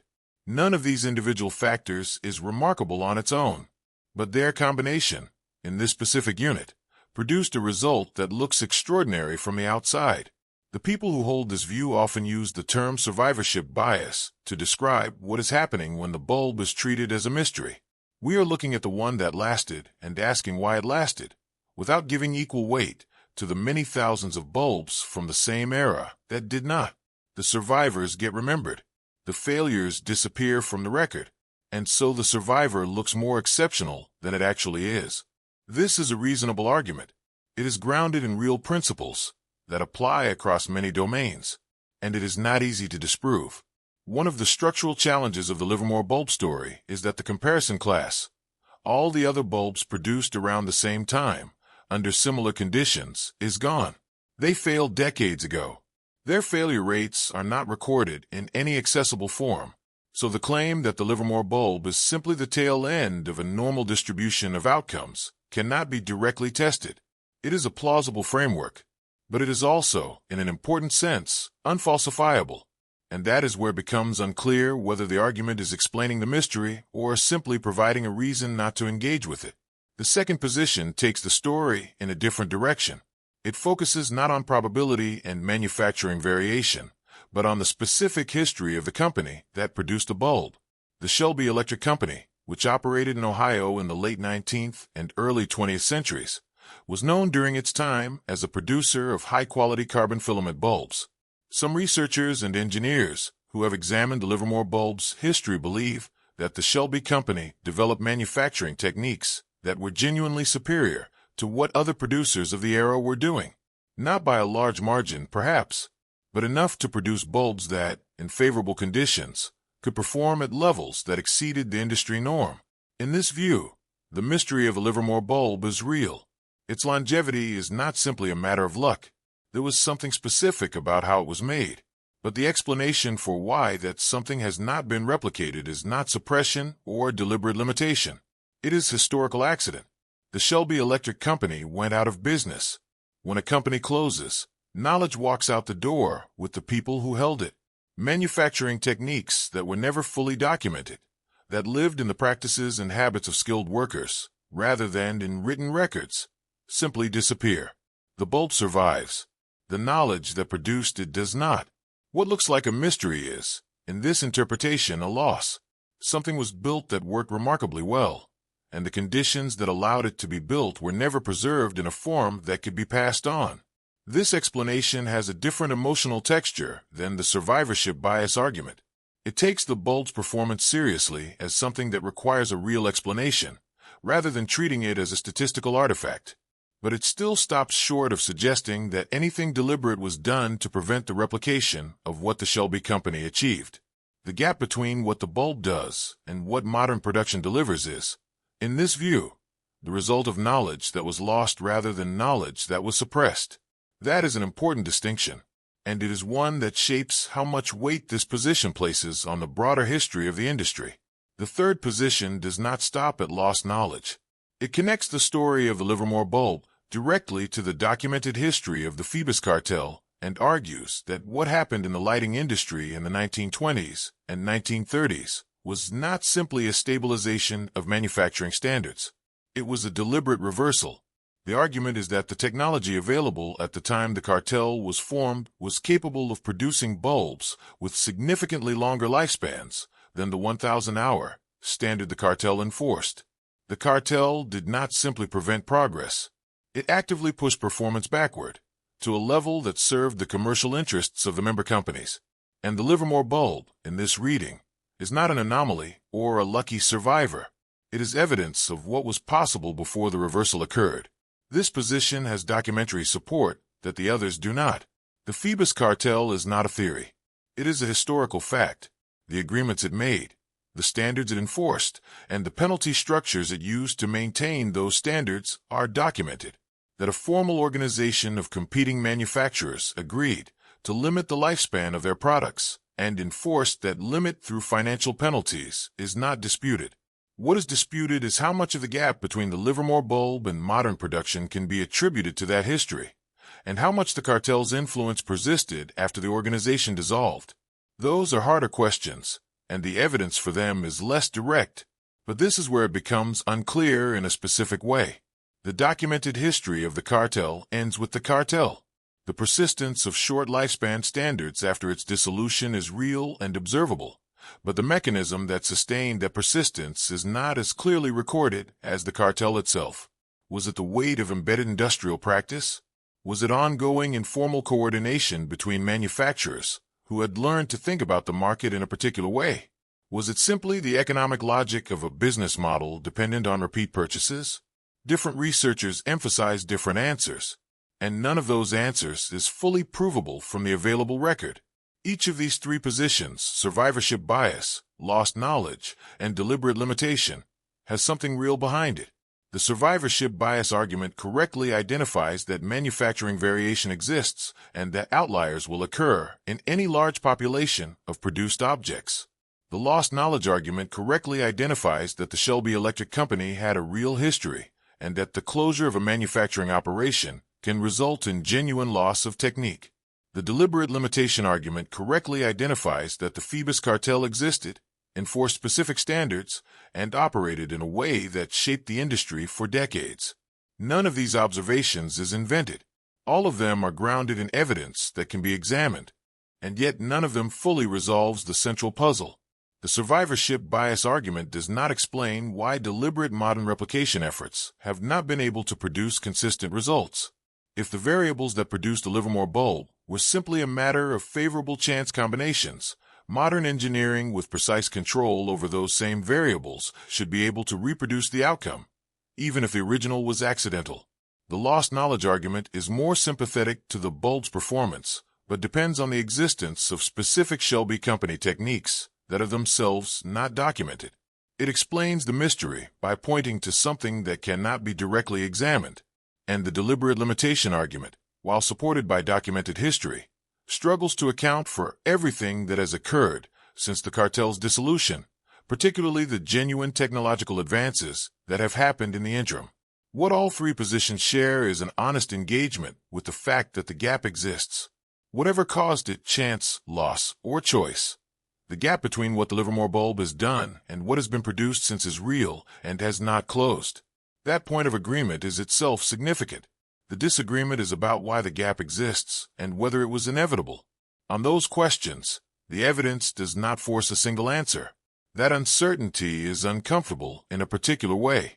Most historical puzzles either resolve over time as new evidence emerges, or they settle into a stable state where the available interpretations are understood and accepted as the best that can be done. The Livermore bulb story has not done either of those things cleanly. New attempts at replication have not closed the gap. The historical record has not yielded new documents that settle the question of what the Shelby Company actually knew or what the cartel's long-term influence actually was. The uncertainty has persisted in roughly the same form it has held for decades. And through all of it, the bulb has continued to burn. That is the detail that each of the three positions has to account for, and that none of them fully absorbs. A bulb made in 1901 is still producing light. Whether that is the result of extraordinary luck, extraordinary craftsmanship, or the shadow of decisions made to ensure that such craftsmanship would not become the industry standard, the fact of it does not change. The interpretations differ. The result remains the same. And the question of which interpretation is closest to the truth is one that the available evidence, even now, does not fully answer. The Livermore Centennial Light is still on. That is not a figure of speech. It is not a metaphor for something else. It is a simple, observable fact. Right now, in a fire station in Livermore, California, a light bulb that was installed in 1901 is producing light. It is dim. It runs on 4 watts. It does not illuminate the room in any significant way, but it is on, and it has been on, with only a small number of brief interruptions over the course of more than a century, since the year it was first switched on. That fact sits at the center of this entire story, and it has not changed regardless of how many explanations have been offered for it. There is something quietly strange about an object that simply continues. Most things from 1901 are gone. The people who were alive then are gone. The buildings many of them lived and worked in are gone. The companies that manufactured the products of that era, most of them are gone. The bulb's own manufacturer, the Shelby Electric Company, closed long ago. The organization that tried to reshape the lighting industry in the decades after the bulb was made, the Phoebus cartel, dissolved under the pressure of war and legal scrutiny. The technologies that were supposed to replace the incandescent bulb have come and gone through multiple generations. And through all of it, the bulb has remained, not as a museum piece behind glass, not as a preserved artifact in a controlled environment, as a functioning object, doing what it was made to do. It has outlasted the company that made it. That detail is worth dwelling on for a moment. The Shelby Electric Company produced this bulb, installed it, and then, over the following decades, ceased to exist. Whatever knowledge the company held about how to make bulbs of this quality, whatever techniques its workers had developed, whatever manufacturing decisions had gone into the specific construction of this specific object, none of that survived in an accessible form. The company is gone. The records are incomplete. The people who worked there and understood the process are long dead. What remains is the product, a single product, still functioning, while everything that produced it has disappeared. That inversion, the made thing outlasting the maker, is unusual enough on its own. But in this case, it is accompanied by the additional fact that no one has managed to deliberately reproduce what the maker once produced without fully understanding how. It has outlasted the cartel that tried to standardize the industry away from bulbs like it. The Phoebus cartel enforced a 1,000-hour lifespan standard across its member companies for over a decade. It used testing programs and financial penalties to ensure that no participating manufacturer produced bulbs that lasted significantly longer than that target. The cartel operated, in a direct sense, against the existence of objects like the Livermore bulb, against the commercial production of light bulbs with extraordinary lifespans. And then the cartel dissolved. And then, somehow, the industry it had shaped continued producing bulbs in roughly the same lifespan range the cartel had enforced, without the enforcement mechanism that had produced that range. The cartel is gone. Its influence, in some form that is difficult to fully define, may not be. And the bulb, which predates the cartel and postdates it, continues burning through all of it. It has outlasted several generations of technology that were supposed to replace it. Tungsten filament bulbs replaced carbon filament bulbs and were themselves the dominant technology for most of the 20th century. Fluorescent lighting became widespread in commercial settings. Compact fluorescent bulbs were developed and marketed as a more efficient consumer alternative. LED technology arrived and was promoted with lifespan claims that seemed to promise a fundamental departure from everything that had come before. Each of these transitions was presented, at the time, as a meaningful improvement. Each brought real changes in efficiency, in light quality, in manufacturing approach, and none of them produced a consumer product that has matched what the Livermore bulb has done. That is not a small observation. That is a statement about more than a century of technological development, and what it has and has not achieved. The question of why no modern manufacturer has successfully replicated the Livermore bulb's performance remains, in any official or formally recognized sense, unanswered. This is not because the question has not been asked. It has been asked, and it has been the subject of genuine investigative effort. Engineers have attempted replication. Researchers have examined the bulb's construction and operating conditions. The results of those efforts have been published and discussed. But the gap between the Livermore bulb's performance and what has been deliberately produced since has not closed. And the official answer to why that gap exists is, essentially, that the variables that produce the bulb's longevity are not fully known and may not be fully recoverable. That is an honest answer. It is also one that leaves most of the important questions unresolved. The explanations that exist are partial. Each of them addresses something real. None of them addresses everything. The survivorship bias argument, the idea that the Livermore bulb is simply the statistical outlier from a large population of early 20th century bulbs, most of which failed long ago, is a reasonable framework. It draws on genuine principles of probability and manufacturing variation. It does not require any conspiracy or deliberate action to explain the result, but it does not explain why deliberate modern replication, using controlled conditions and precise engineering, has not been able to produce consistent results. If the variables are simply a matter of favorable chance, then controlling for those variables should make the outcome reproducible. The fact that it has not been consistently reproduced suggests that either the variables are not fully understood, or that the survivorship bias argument is not the complete explanation it appears to be. The lost knowledge argument, the idea that the Shelby Electric Company developed genuinely superior manufacturing techniques that were never fully documented and disappeared when the company closed, is more sympathetic to the bulb's performance as something that requires a real explanation. It takes seriously the possibility that something specific was done to produce this result, rather than treating the result as pure chance. But this argument depends on the existence of knowledge that cannot be directly examined. The techniques it points to are, by definition, lost.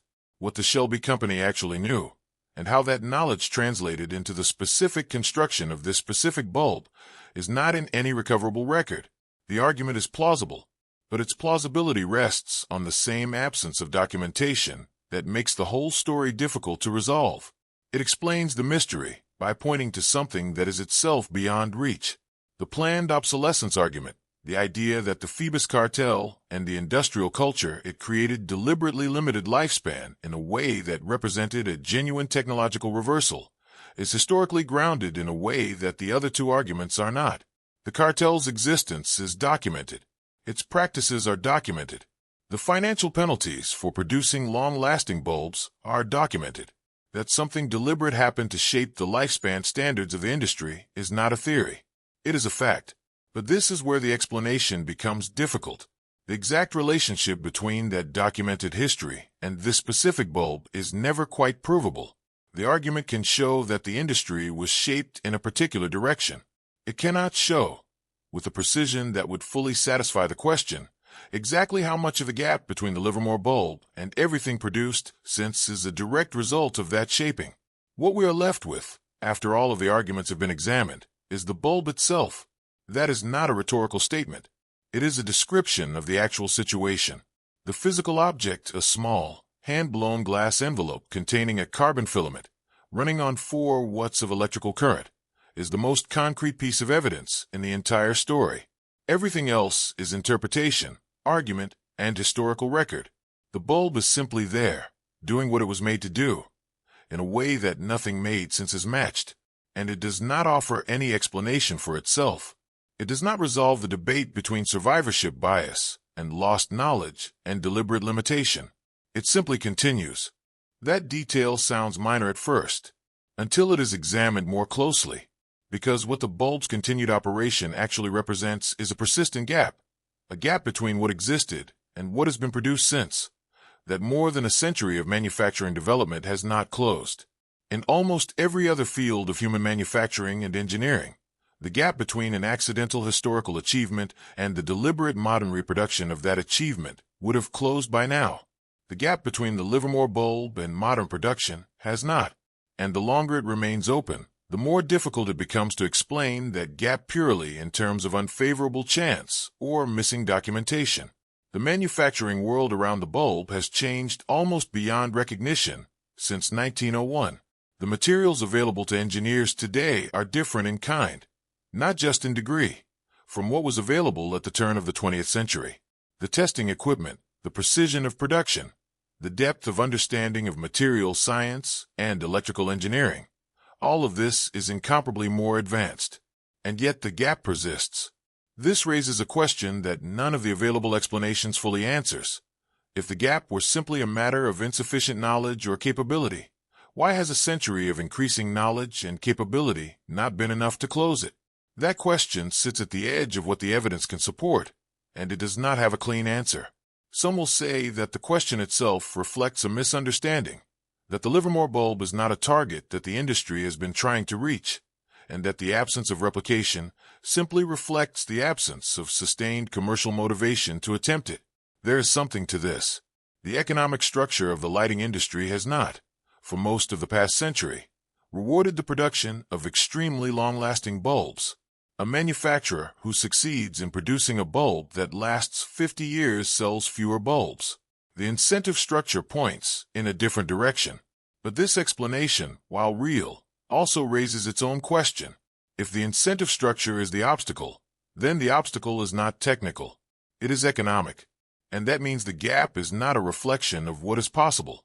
It is a reflection of what has been chosen. And those are very different things. Whether the Livermore bulb represents remarkable engineering, historical accident, or something that was quietly made sure would never happen again in commercial production, no one has fully answered that question. Each framing has evidence behind it. Each one also has limits. The remarkable engineering argument requires accepting that specific techniques from 1901 cannot be recovered or reproduced. The historical accident argument requires accepting that modern precision cannot replicate what chance once produced. The deliberate suppression argument requires accepting a level of industry-wide coordination that extended well beyond the documented period of the cartel's operation.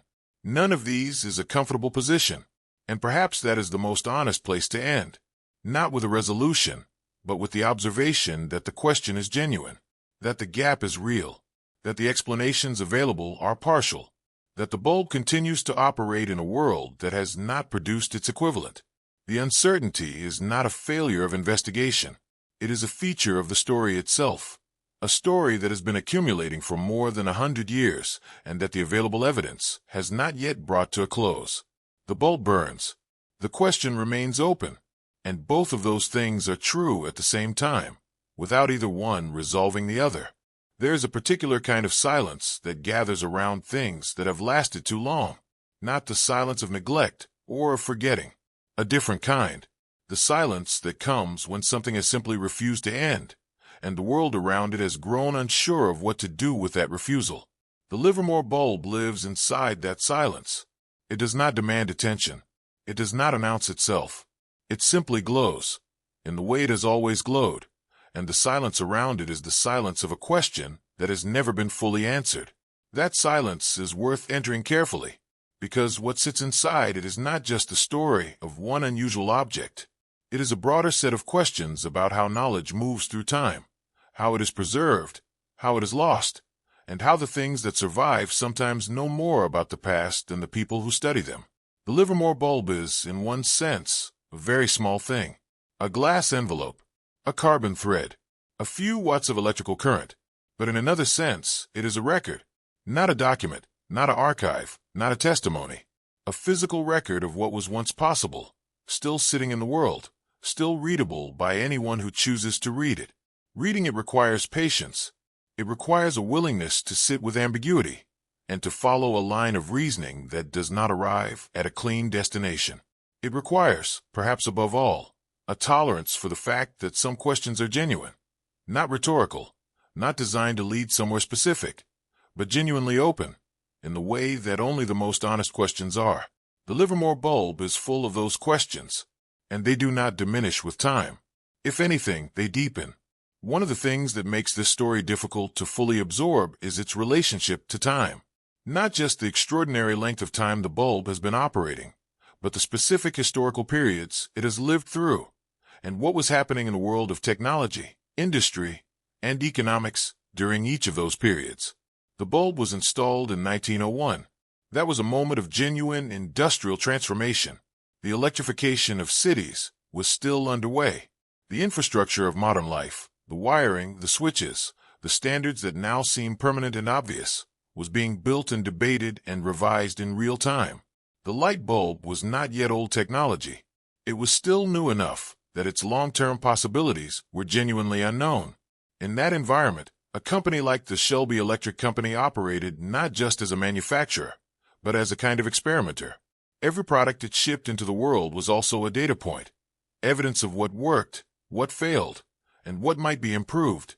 The gap between what was theoretically possible and what was commercially practical was real and visible to everyone working in the industry. Engineers and craftsmen understood that they were still in the early stages of figuring out what electric light could be. The space for improvement was enormous. The incentives to find improvements were strong. And the culture of the industry in those early years was oriented toward progress, toward producing something better, lasting longer, burning brighter, costing less. That orientation is worth noting, because it was the orientation in place when the Livermore bulb was made. Whatever decisions went into its construction, whatever choices were made about the carbon material, the filament geometry, the sealing process, those decisions were made in an environment where the goal was, at least in principle, to produce the best possible product. Not the cheapest possible product. Not the product that would be replaced most quickly. The best one. The one that would perform reliably, last as long as possible, and justify the premium that a quality manufacturer could charge. Whether Shelby consistently achieved that goal across its entire product line is a question without a clean answer. But the Livermore bulb suggests that it was achieved, at least once, in a way that has never been equaled. And understanding that this was the operating environment at the moment of the bulb's creation, a moment of genuine aspiration toward quality, before the industry had been organized around different incentives, helps clarify what changed in the decades that followed. The change was not only technical, it was cultural. The goal shifted. And when the goal shifts in an industry, the products shift with it. The shift did not happen overnight. That is important to understand. The story of how the light bulb industry moved from the competitive, improvement-oriented culture of the early 1900s to the standardized, lifespan-limited culture of the post-cartel era is not a story with a single turning point.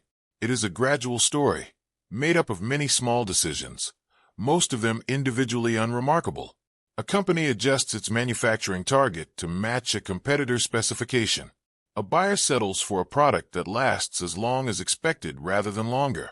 An engineer, working within a budget constraint, chooses a filament formulation that hits the performance target rather than exceeding it. None of these decisions, individually, looks like the reversal of a technological trajectory, but together, over time, they produce exactly that. This kind of gradual drift is one of the most common patterns in industrial history, and also one of the most difficult to see clearly while it is happening. The people inside the industry during the cartel years were not, for the most part, consciously participating in a reversal of human progress. They were responding to the incentives and pressures of their immediate situation. The cartels set a standard. Meeting the standard was how you stayed in the market. Exceeding the standard meant financial penalties. The rational response for any company trying to survive in that environment was to optimize for the standard, to produce products that hit the target reliably, without wasting resources on performance that would go unpunished, but also unrewarded. Over time, that optimization becomes embedded. The production processes get calibrated around the target. The supply chains get configured to deliver materials that produce the target outcome. The engineers who design the next generation of products are trained to think of the target as the goal, not as the floor. And when the formal enforcement eventually disappears, as it did when the cartel dissolved, the target remains, not because anyone is still enforcing it, but because it has become the definition of what the product is supposed to be. It has become, in a quiet and largely invisible way, the industry's understanding of its own purpose. This is worth sitting with, because what it means is that the damage done by the Phoebus cartel was not limited to the years of its active operation. It was not reversed when the organization dissolved. It was, in a very real sense, permanent. Not in the sense that it could never be undone, but in the sense that undoing it would require a deliberate, sustained effort against the accumulated momentum of decades of embedded practice. And that effort, for reasons that are not difficult to understand, has never materialized in any organized way. The question of who benefits from the status quo is not one that the official explanation for the Livermore bulb tends to engage with directly. That is understandable. Official explanations generally try to stay close to the observable and the measurable. They prefer questions that can be answered with instruments and calculations to questions that require examining motivation and interest. And in many cases, that preference produces better explanations. Keeping analysis close to the evidence is generally wise. But there are situations where the evidence itself points toward questions of motivation and interest, and where ignoring those questions produces explanations that are technically accurate but incomplete in ways that matter. The Livermore bulb story is one of those situations, because the gap between what the bulb demonstrates and what the industry produces is not just a technical puzzle. It is also an economic one. And economic puzzles, when they persist for a century, tend to have answers that involve someone benefiting from the persistence. The economics of light bulb manufacturing, viewed honestly, are not complicated. A bulb that lasts 1,000 hours needs to be replaced roughly 360 times over a 30-year period. A bulb that lasts 1,000,000 hours, under comparable usage, might need to be replaced once in that same period, or not at all. The revenue difference between those two scenarios, for a manufacturer, is enormous. This is not a subtle or hidden calculation. It is the most obvious economic fact in the entire story, and it is a fact that has been present and legible for every player in the light bulb industry, for as long as the industry has existed in its modern form. This does not mean that every decision made in the industry over the past century has been driven by a conscious desire to limit product lifespan. That would be too simple, and probably wrong. People making manufacturing decisions are responding to many pressures simultaneously: cost, materials availability, consumer expectations, regulatory requirements, competitive positioning. Longevity is one variable among many, and in a market where consumers have been trained by decades of experience to expect bulbs to last around 1,000 hours, the commercial incentive to dramatically exceed that expectation is limited, not because of active suppression, but because the market has been shaped by history, by embedded expectation, by the long shadow of the cartel's standardization, to not particularly demand it. That shaping is part of the story. And it is the part that the official explanation, with its focus on carbon filaments and thermal cycling, tends to leave out entirely. There is a concept that sometimes appears in discussions of industrial history, particularly in industries with high product turnover, that is worth introducing here. It is the concept of the optimal lifespan, the idea that from a manufacturer's perspective, there is a sweet spot for how long a product should last. Not too short, because a product that fails immediately generates returns, complaints, and damage to the brand. Not too long, because a product that lasts forever stops generating repeat sales. Somewhere between those extremes lies the duration that maximizes revenue over time. This concept is sometimes discussed as if it were a cynical or unusual way of thinking about product design. It is neither. It is a straightforward application of basic economic logic, and it is present in the design considerations of a wide range of consumer products. The question of how long a product should last is not purely a technical question. It is also a business question, and in industries where the answer to that business question has been institutionalized, either through formal coordination like the Phoebus cartel, or through the accumulated habits of practice and expectation, the technical possibilities of the product tend to be constrained to fit the business answer, rather than the other way around. What this means for the Livermore bulb story is that the gap between what the bulb does and what is commercially produced is not, fundamentally, a gap of capability. It may be, in part, a gap of intention, not the dark intention of a conspiracy, but the quieter, more diffuse intention embedded in an industry whose business model has been built around a particular understanding of how long its product should last. Changing that understanding would require changing the business model, and changing a business model that works, that generates reliable, predictable revenue, is not something any industry does willingly or easily.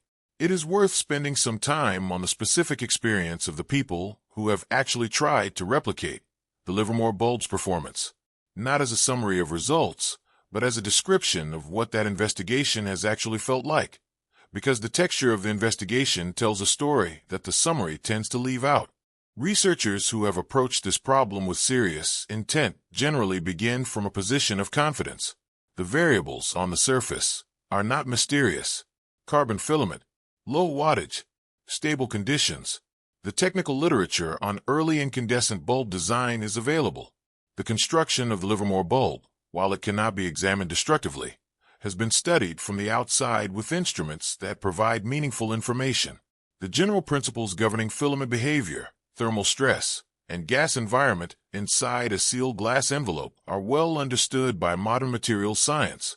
Starting from that position, it seems reasonable to expect that a careful, methodical effort at replication should produce something comparable. Maybe not identical, but comparable. And then the work begins. And the first thing that typically happens is that the variables that seemed well-defined become, on closer examination, less well-defined. The carbon material, for instance. Carbon is not a single substance with a single set of properties. It exists in many structural forms, from amorphous carbon to graphitic carbon to various intermediate states, each with different electrical resistance, thermal conductivity, and mechanical properties. The specific form of carbon used in the Shelby Electric Company's filaments is not documented in any surviving record. Researchers attempting replication have to make choices about which carbon form to use, and those choices, at the level of precision required to produce extraordinary longevity, may matter enormously. The glass is another variable. Early hand-blown glass was not chemically identical to modern glass. The impurities present in 19th century glass, the specific silica sources used, the exact temperature at which the glass was worked. These factors affected the thermal and chemical properties of the finished product in ways that are difficult to quantify from the outside. Modern glass is purer, more consistent, and in many ways better controlled. But better in general terms does not always mean better for a specific, unusual application. A glass composition that happens to create a particular internal environment at elevated temperatures might interact with the filament in ways that contribute to its longevity.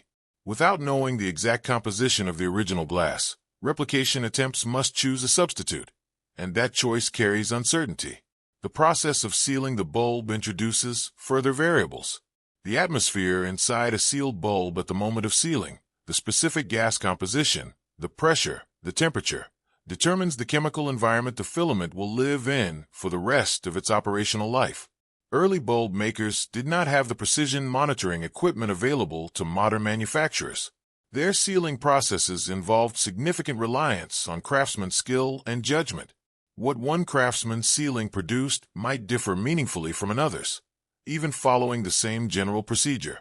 The conditions inside the Livermore bulb at the moment of its sealing are not known, and the conditions inside a replication attempt can be controlled, but controlled toward what? Without knowing the target, precision is not enough. Each of these uncertainties compounds the others. A replication attempt has to make choices about carbon form, glass composition, sealing conditions, filament geometry, and mounting configuration, and each choice that is not directly known from the original introduces a potential source of divergence. When the replication does not match the performance of the original, it is genuinely difficult to know which choice, or which combination of choices, is responsible. The investigation continues. The answer remains just out of reach. There is something philosophically interesting about this situation that deserves to be made explicit. The Livermore bulb is not an ancient artifact. It is not a relic from a lost civilization whose technical knowledge has been irretrievably erased by the passage of millennia. It is a product of 1901, a period within living memory when this story began, a period whose technologies and practices are extensively documented by historical standards. The company that made it was operating in a competitive industrial market, using materials and techniques that were commercially widespread. The gap between what the bulb does and what modern replication can produce is not, in historical terms, a very large one. It is a gap of roughly a century, bridged by continuous technical development, in a field that has been actively studied throughout. And yet the gap has not closed. This is philosophically strange in a way that it is worth sitting with. We have a better understanding of materials science now than anyone did in 1901. We have better instruments, better testing methods, better theoretical frameworks for understanding what happens inside a sealed glass envelope under sustained electrical load. If the knowledge needed to produce what the Livermore bulb produces had simply been waiting to be discovered, The last century of scientific and engineering development should have discovered it. The fact that it has not been discovered, or if discovered, has not been applied, is a datum about the history of the field that should generate more curiosity than it typically does. Some researchers frame this as a failure of priority rather than a failure of capability. The argument is that the replication problem has never been properly resourced or systematically pursued. The attempts that have been made have been individual, often informal, and working with limited support. A genuinely systematic effort, well-funded, methodologically rigorous, conducted across multiple research teams simultaneously, might produce different results. That is a reasonable argument. Capability without application is not the same as incapability. And in an industry that has not been commercially incentivized to pursue extreme longevity, the absence of a systematic replication effort may say more about industrial priorities than about technical limits. But this framing only relocates the question. If the capability exists but the priority does not, then the question becomes, why doesn't the priority exist? And the answer to that question returns, inevitably, to the economic and historical considerations that the official explanation tends to avoid. The priority does not exist because the incentive structure of the industry does not reward it. The incentive structure does not reward it because the industry has been shaped, over a century of practice and expectation, to think about product lifespan in a particular way. And the industry was shaped to think about it in that way because, at a specific and documented moment in its history, a formal decision was made to limit what the product could be. The chain of reasoning is not difficult to follow. It is simply uncomfortable in its conclusion. The LED transition deserves a second, more careful look in this context.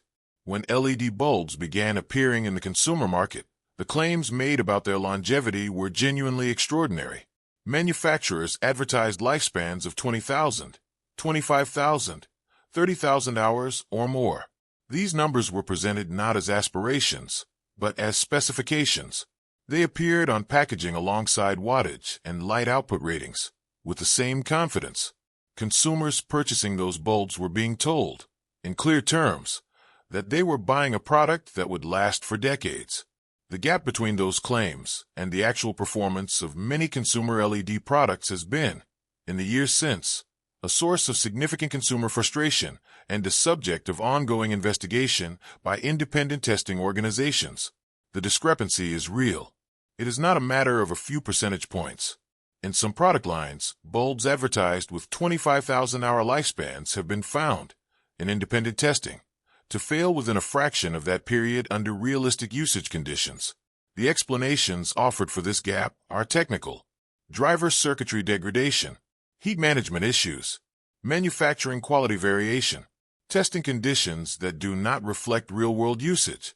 These explanations are not fabricated. They describe real phenomena. The components involved are genuinely subject to degradation, and the testing standards used to generate lifespan ratings do genuinely diverge in important ways from the conditions of typical household use. The technical explanations are not wrong, but they sit uncomfortably next to a pattern that has been present in the light bulb industry for a very long time. The pattern is this: the gap between what is technically possible and what is commercially delivered tends, consistently, to resolve in the direction that benefits the manufacturer rather than the consumer. When that gap exists in the context of a product whose revenue model depends on replacement, where a product that lasts longer is, from the manufacturer's perspective, a product that earns less, the direction of the gap is not surprising. It is the predictable outcome of a particular incentive structure. And the LED lifespan story, when viewed through that lens, looks less like a technical failure and more like the continuation of a pattern that the Phoebus cartel institutionalized and that the industry has never fully departed from. This is not an accusation. It is an observation.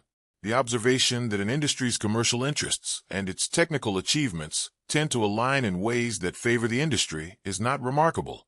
It is unremarkable. It is ordinary. What makes it remarkable in this specific case is the combination of how long the pattern has persisted, how clearly the history documents its deliberate institutional origins, and how directly all of it is illuminated by a single object sitting in a fire station in California, still burning, still anomalous, still without a modern equivalent. There is a broader question about technology and progress that the Livermore bulb raises, and that deserves to be engaged with directly. We tend to assume that progress in technology is cumulative and directional. That knowledge accumulates. That capability increases. That what is possible today is, in meaningful ways, more than what was possible yesterday. This assumption is so deeply embedded in how modern civilization understands itself that it rarely gets examined. It is simply assumed to be true, and most of the evidence in most fields supports it. But the assumption carries a hidden qualifier: the progress that accumulates, the knowledge that builds, the capability that increases. These are shaped by what the people and institutions driving them are trying to achieve. Progress is not neutral. It is directed. It moves toward the goals that are rewarded, funded, and valued by the systems in which it operates. When those systems have been shaped by history and economics to value certain outcomes over others, the progress they generate reflects that shaping. It improves what it is designed to improve.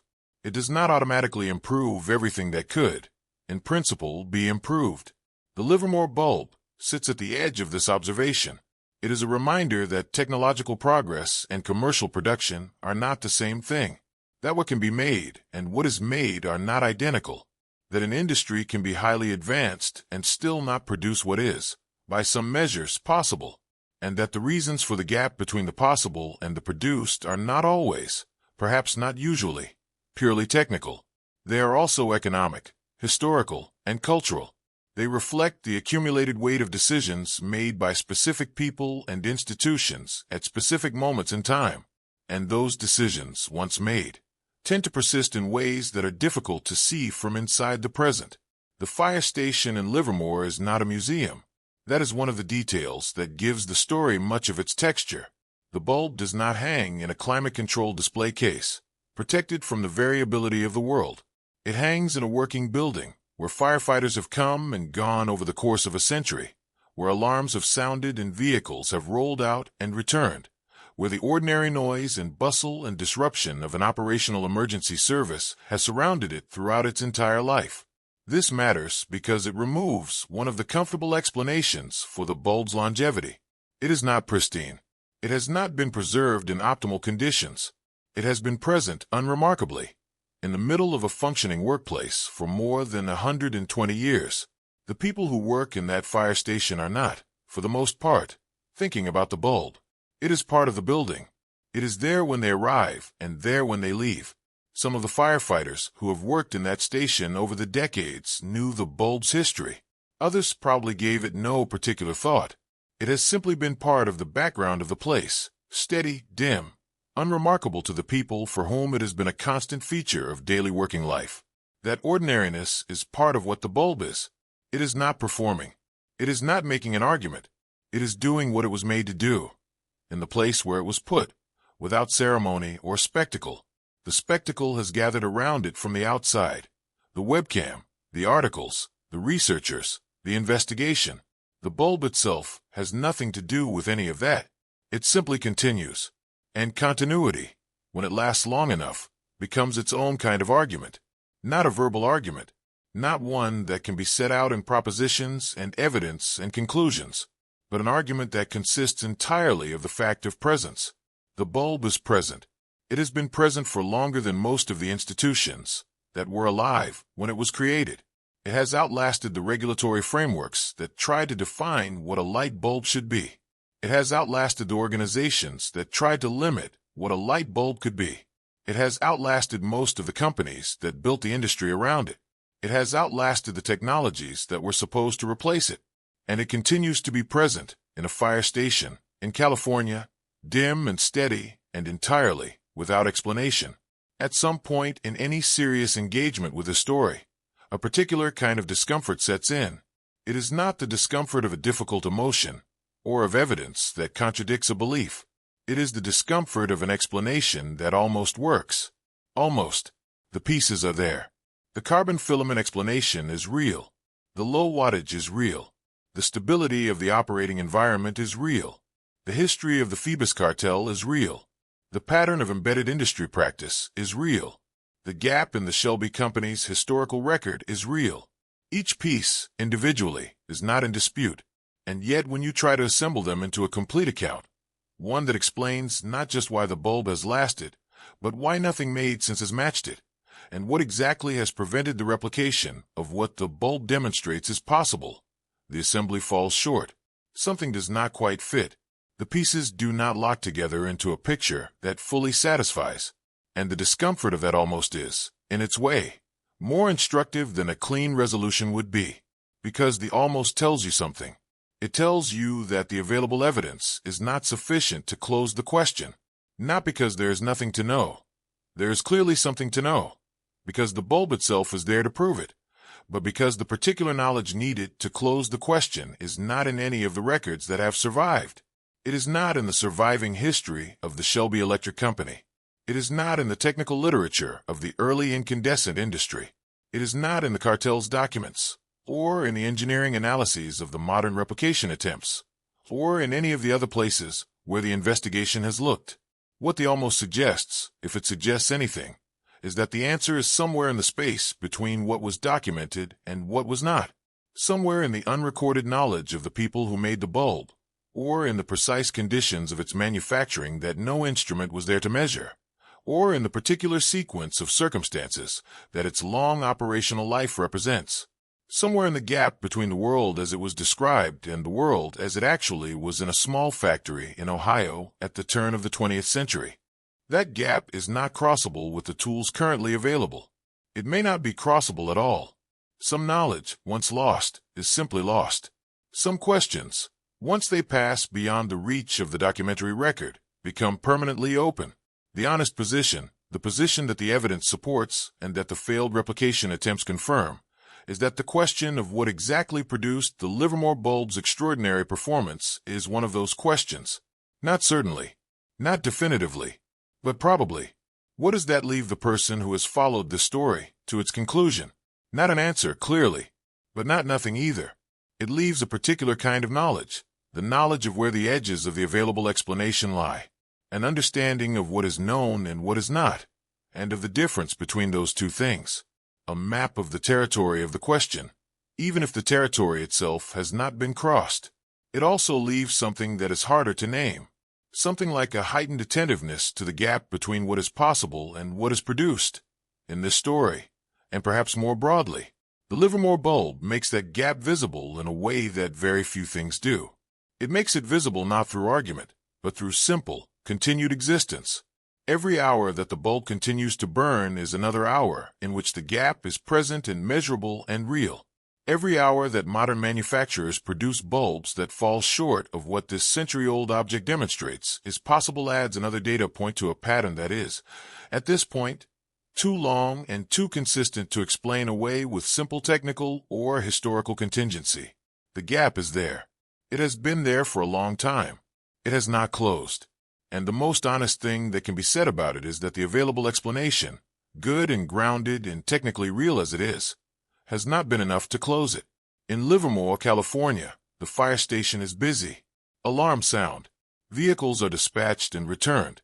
People come to work and go home. The building ages. The equipment gets updated. The world outside changes in ways that would be unrecognizable to anyone who was alive when the bulb was first switched on. And the bulb continues. Dim, steady, uninterrupted, not asking for attention, not offering explanation. Simply there. There is something in that continuity that resists the desire for resolution. Most stories want to end somewhere, with an answer, or a moral, or at least a clear statement of what the uncertainty is. The Livermore bulb does not cooperate with that desire. It is not a story with a resolution waiting to be found. It is a story that the evidence has not finished telling.